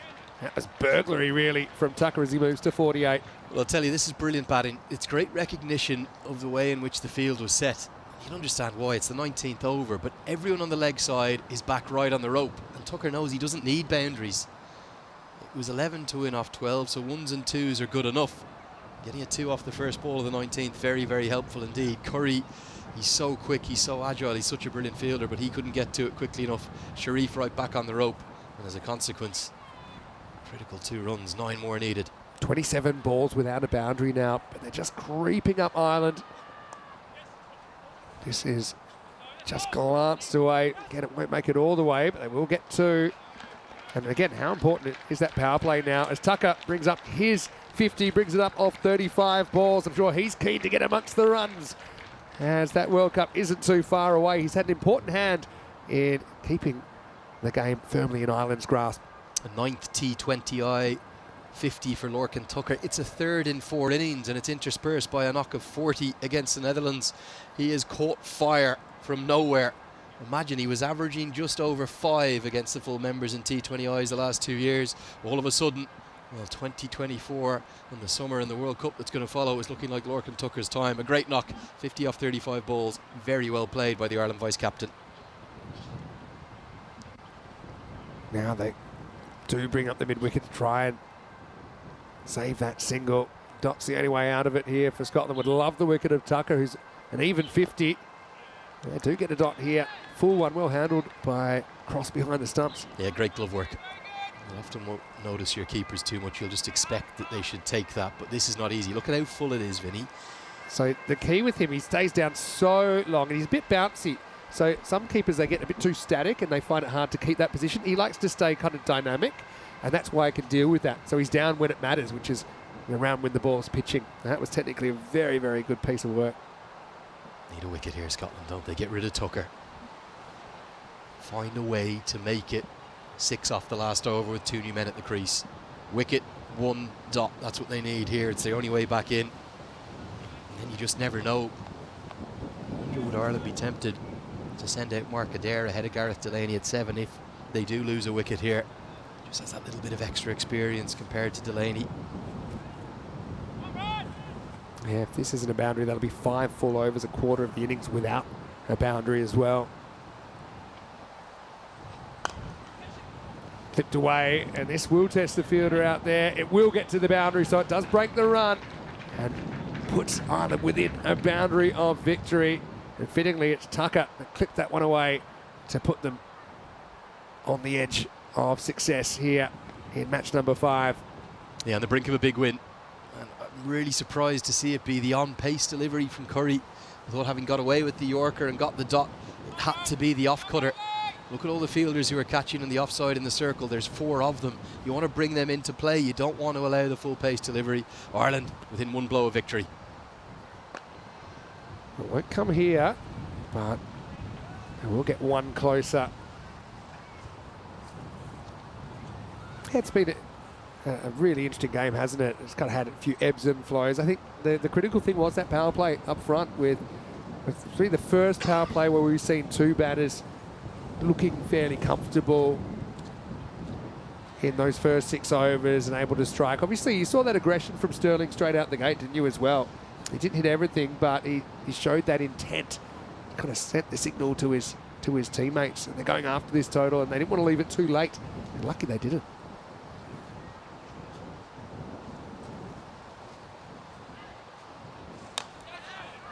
Dockrell will push down the ground and tie the scores at 1-5-7. So we will go to the last, but Scotland looking to the cupboard, and it is bare because they've got nothing to play with. 157 for 4 after 19.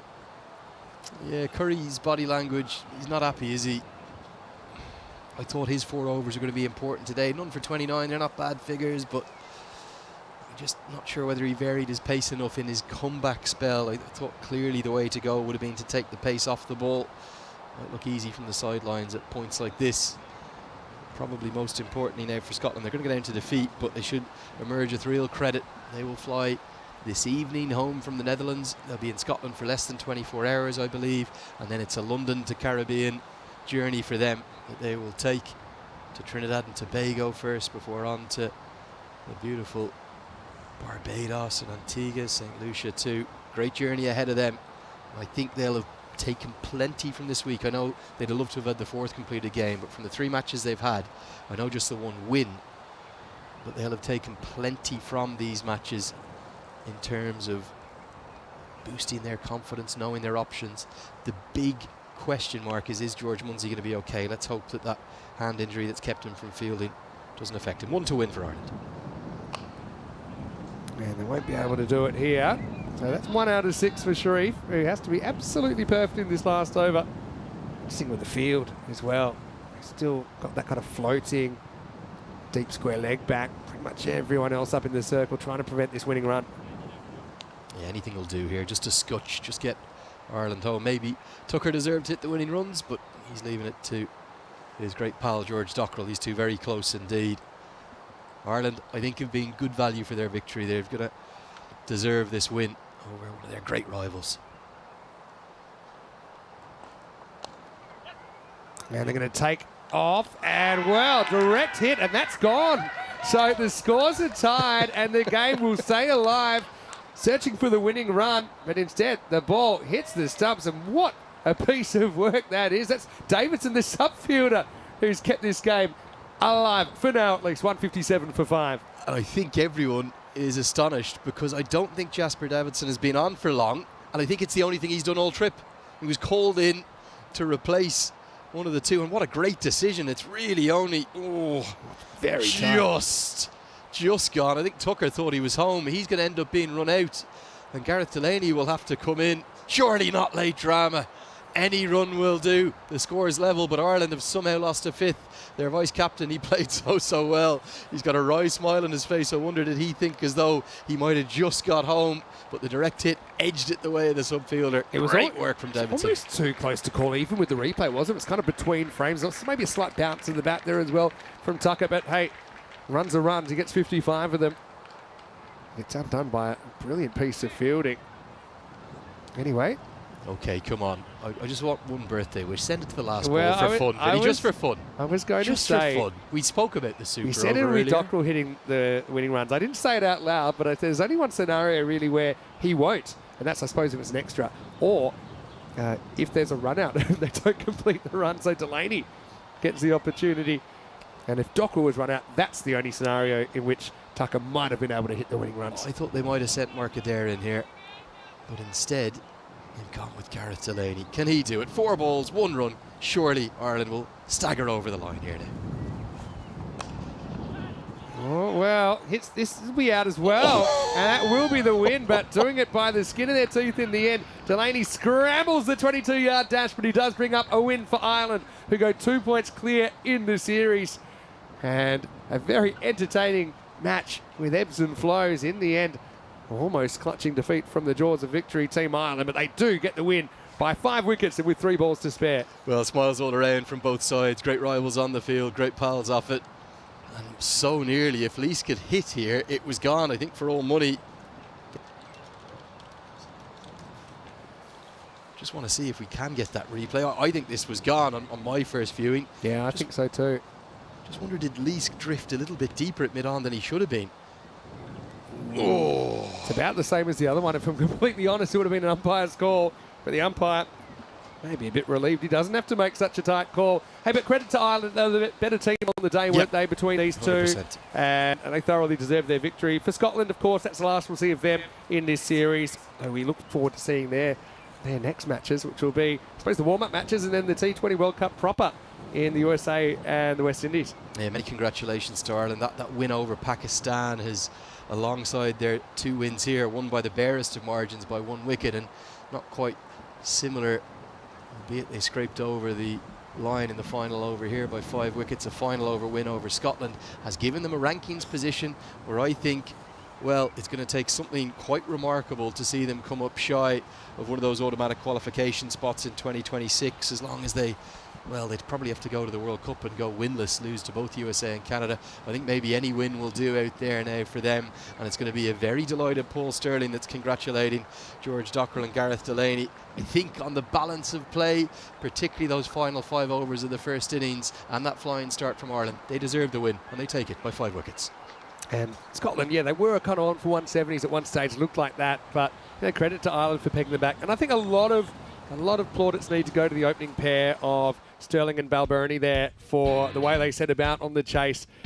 They did their heavy lifting so that the rest of the team could sneak them over the line. Let's have a look at some of the highlights of this second innings.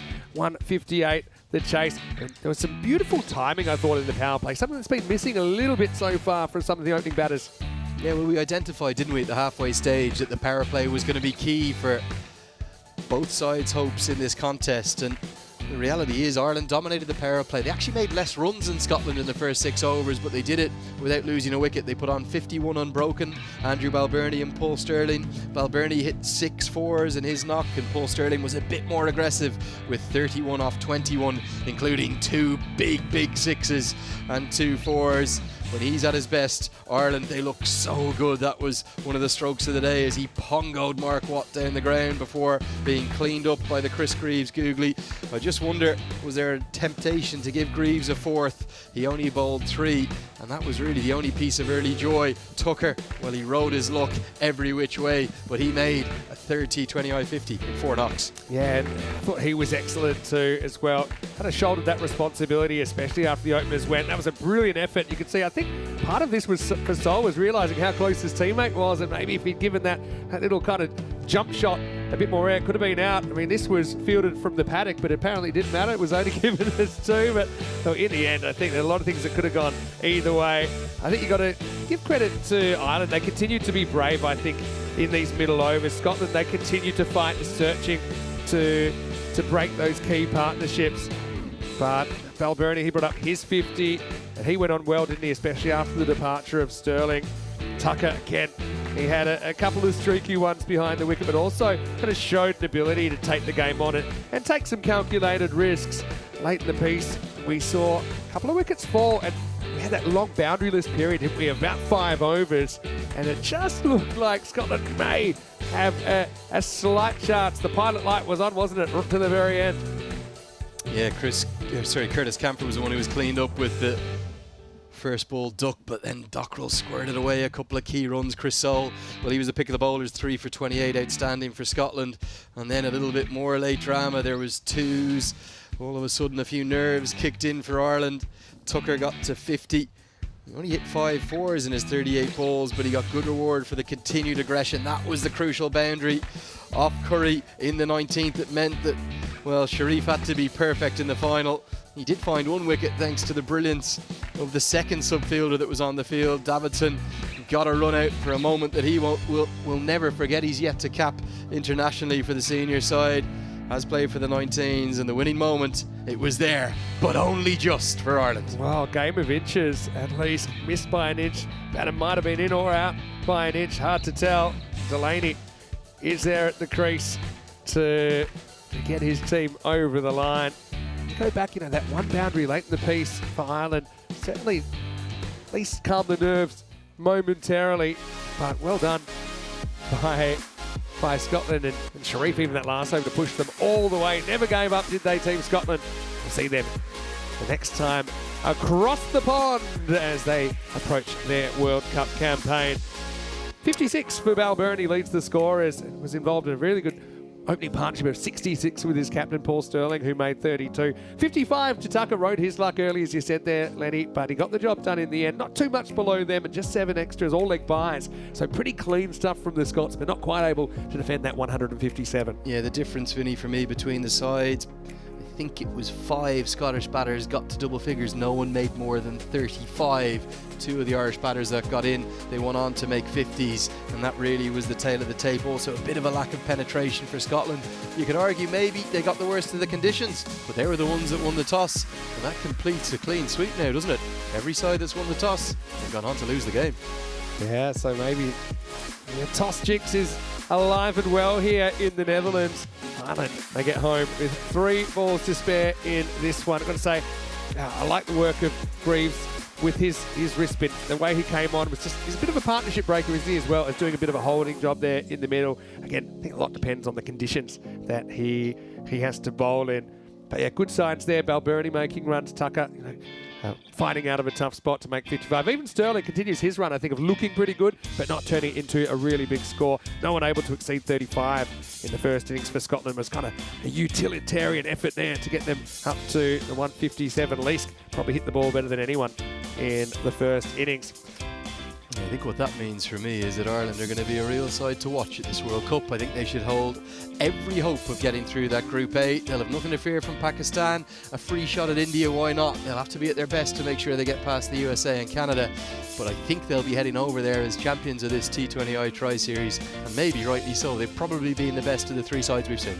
Yeah, you know what's kind of funny about this Tri-Series? You talked about the fact that all these teams are pretty close together. But Scotland, with a win there, they could have won the series. And to be honest, now they could potentially come bottom in the series if the Netherlands are able to leapfrog them with a win over Ireland tomorrow. Last time out, Netherlands got within 1 run of Ireland, and I'm sure they'll want to finish with a win here. Otherwise, the Netherlands, not their ideal preparation, is it?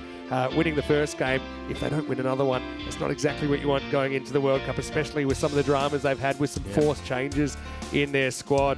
But I've got to say, big thanks to everyone out there in the chat. ECN European Cricket Network has been top class once again.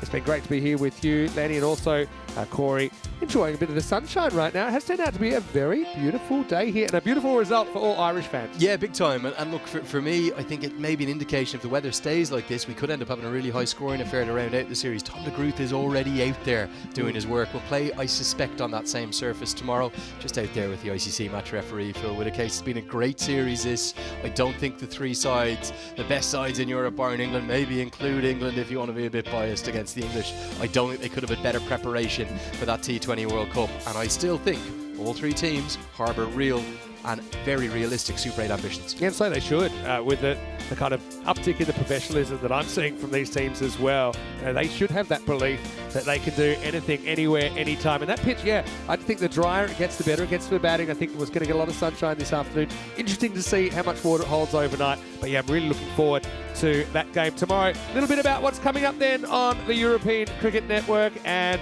we have finals day in Estonia tomorrow. Now, we're still playing out day 11 right now, but those are locked in. So tomorrow's a huge day. It's a phantasmagorical Friday, really, not just a Peacock Friday, because it's finals day for the ECS in Estonia. And you can see all 4 talent teams are still in. It's the United versus the Hippos, and then Strikers versus Stallions. And ultimately, there'll be our first ECS champion in Estonia since 2020. It's a very different world back then, a 2-day series back then. The Hippos trying to defend their trophy. Phantasmagorical Hippos. I've heard it all. Yeah, you got a little bit of the hungry hippos about your jumper, but we'll come to that in a moment. Tomorrow also we'll start the Continental Cup T20 International men's tournament in Romania. So that's a 4-way series. Gibraltar, Bulgaria, Hungary, as well as the host Romania taking part. Yeah, great to see that. Yeah, and that will be broadcast live as well. That starts even earlier than us, so that's 6 a.m. GMT. That's 8 o'clock in Central Europe and 11:30 in India. Also tonight, don't forget Lisbon Capitals, all the Caps fans. Well, make sure you get out there and support them, taking on the Miranda Dragons, which have players like Panda What Up, one of our favourites on the network, and that's coming tonight. Phil G doing a great job over there, and that's tonight after the finish in Estonia. That's 6:30 European time, 10 o'clock in India, and this is the tale of the tape here in this series currently. Ireland winning that one with 3 balls to spare sets up, I suppose, a very interesting game. It won't decide the series, but will decide how some teams are feeling, I think, going to the World Cup with match 6, Netherlands versus Ireland. That's the same earlier time tomorrow here, 11 o'clock in Central Europe, which is 9 o'clock GMT, 2:30 p.m. in India. Yeah, been a brilliant series, Vinny. Loved every second of it, and it's got one more day to go. Another early start tomorrow. I just wonder, is a captain going to win the toss and finally win a game? Hasn't happened yet this series. I know in American football you can win the toss and ask the other person wants to do the same. You choose. You decide. Yeah, maybe. Hey, there's one more thing. Oh yeah, defer. You could defer. That's never happened before. I'm going to say this one more time. The most important ECN news today is this. Happy 40th birthday, Andrew Leonard. It's been great to have you here. We hope it's a special day, and I know you could be anywhere on your birthday. We're so thankful that I suppose it's worked out that you're here with us. So on behalf of us, but also Very kind. all the viewers, the outpouring of emotion has been real. And I know you're neutral as they come, but you can't take the Irish out of the boy, and they do get over the line. I was cheering on my Scottish boys with my little bit of purple On your today, but no, birthday. credit to Ireland, credit to Paul Sterling. It's a team in a very, very good place. I think they're going to do one final word for me. I think they could do at this World Cup in 2024 what they did in 07 and 11, and that's get the nation right behind them and really capture the imagination of the nation behind the national cricket team. Wouldn't it be great for that to happen again? Well, we'll see that story play out over the next few weeks, but first up, we'll see them tomorrow taking on the Netherlands in the last game of this Tri-Series. Plenty of action here in the Netherlands as well. We have a day off, then we'll have the T20 Finals Day, the KNCB Finals here at the top 4 Dutch clubs for supremacy, and also that ECL spot in 25. Also next week we'll have the HCL Tech T20IW, which is a format series between the Netherlands and Italy, with their women's sides going women's team's coming together, brilliant, at Hermes. So there's a lot still happening here. We better get out of here because we've got some planning to do. Big thank you to everyone in the chat. Once again, you can switch over to Estonia right now. You've still got about 4 hours of cricket then, and then another 4 in Portugal. So much happening here on ECN. Thanks so much for being a part of it. Vinny Sander here, Mr. Maximo, on behalf of everyone at ECN, on behalf of Corey Ruckers, and of course, the great man, the Takludai, Andrew Leonard. I want to encourage you to like this video if you're watching on YouTube and subscribe to the channel. Don't forget our social media at European Cricket. And finally, EuropeanCricket.com, our website. But for now, we hope you have a happy and a safe afternoon. We're knocking off early for a change, and we'll see you tomorrow right here for more T20 International here in the Netherlands. For now, it's buona tarde and good afternoon. Bye for now. See you tomorrow.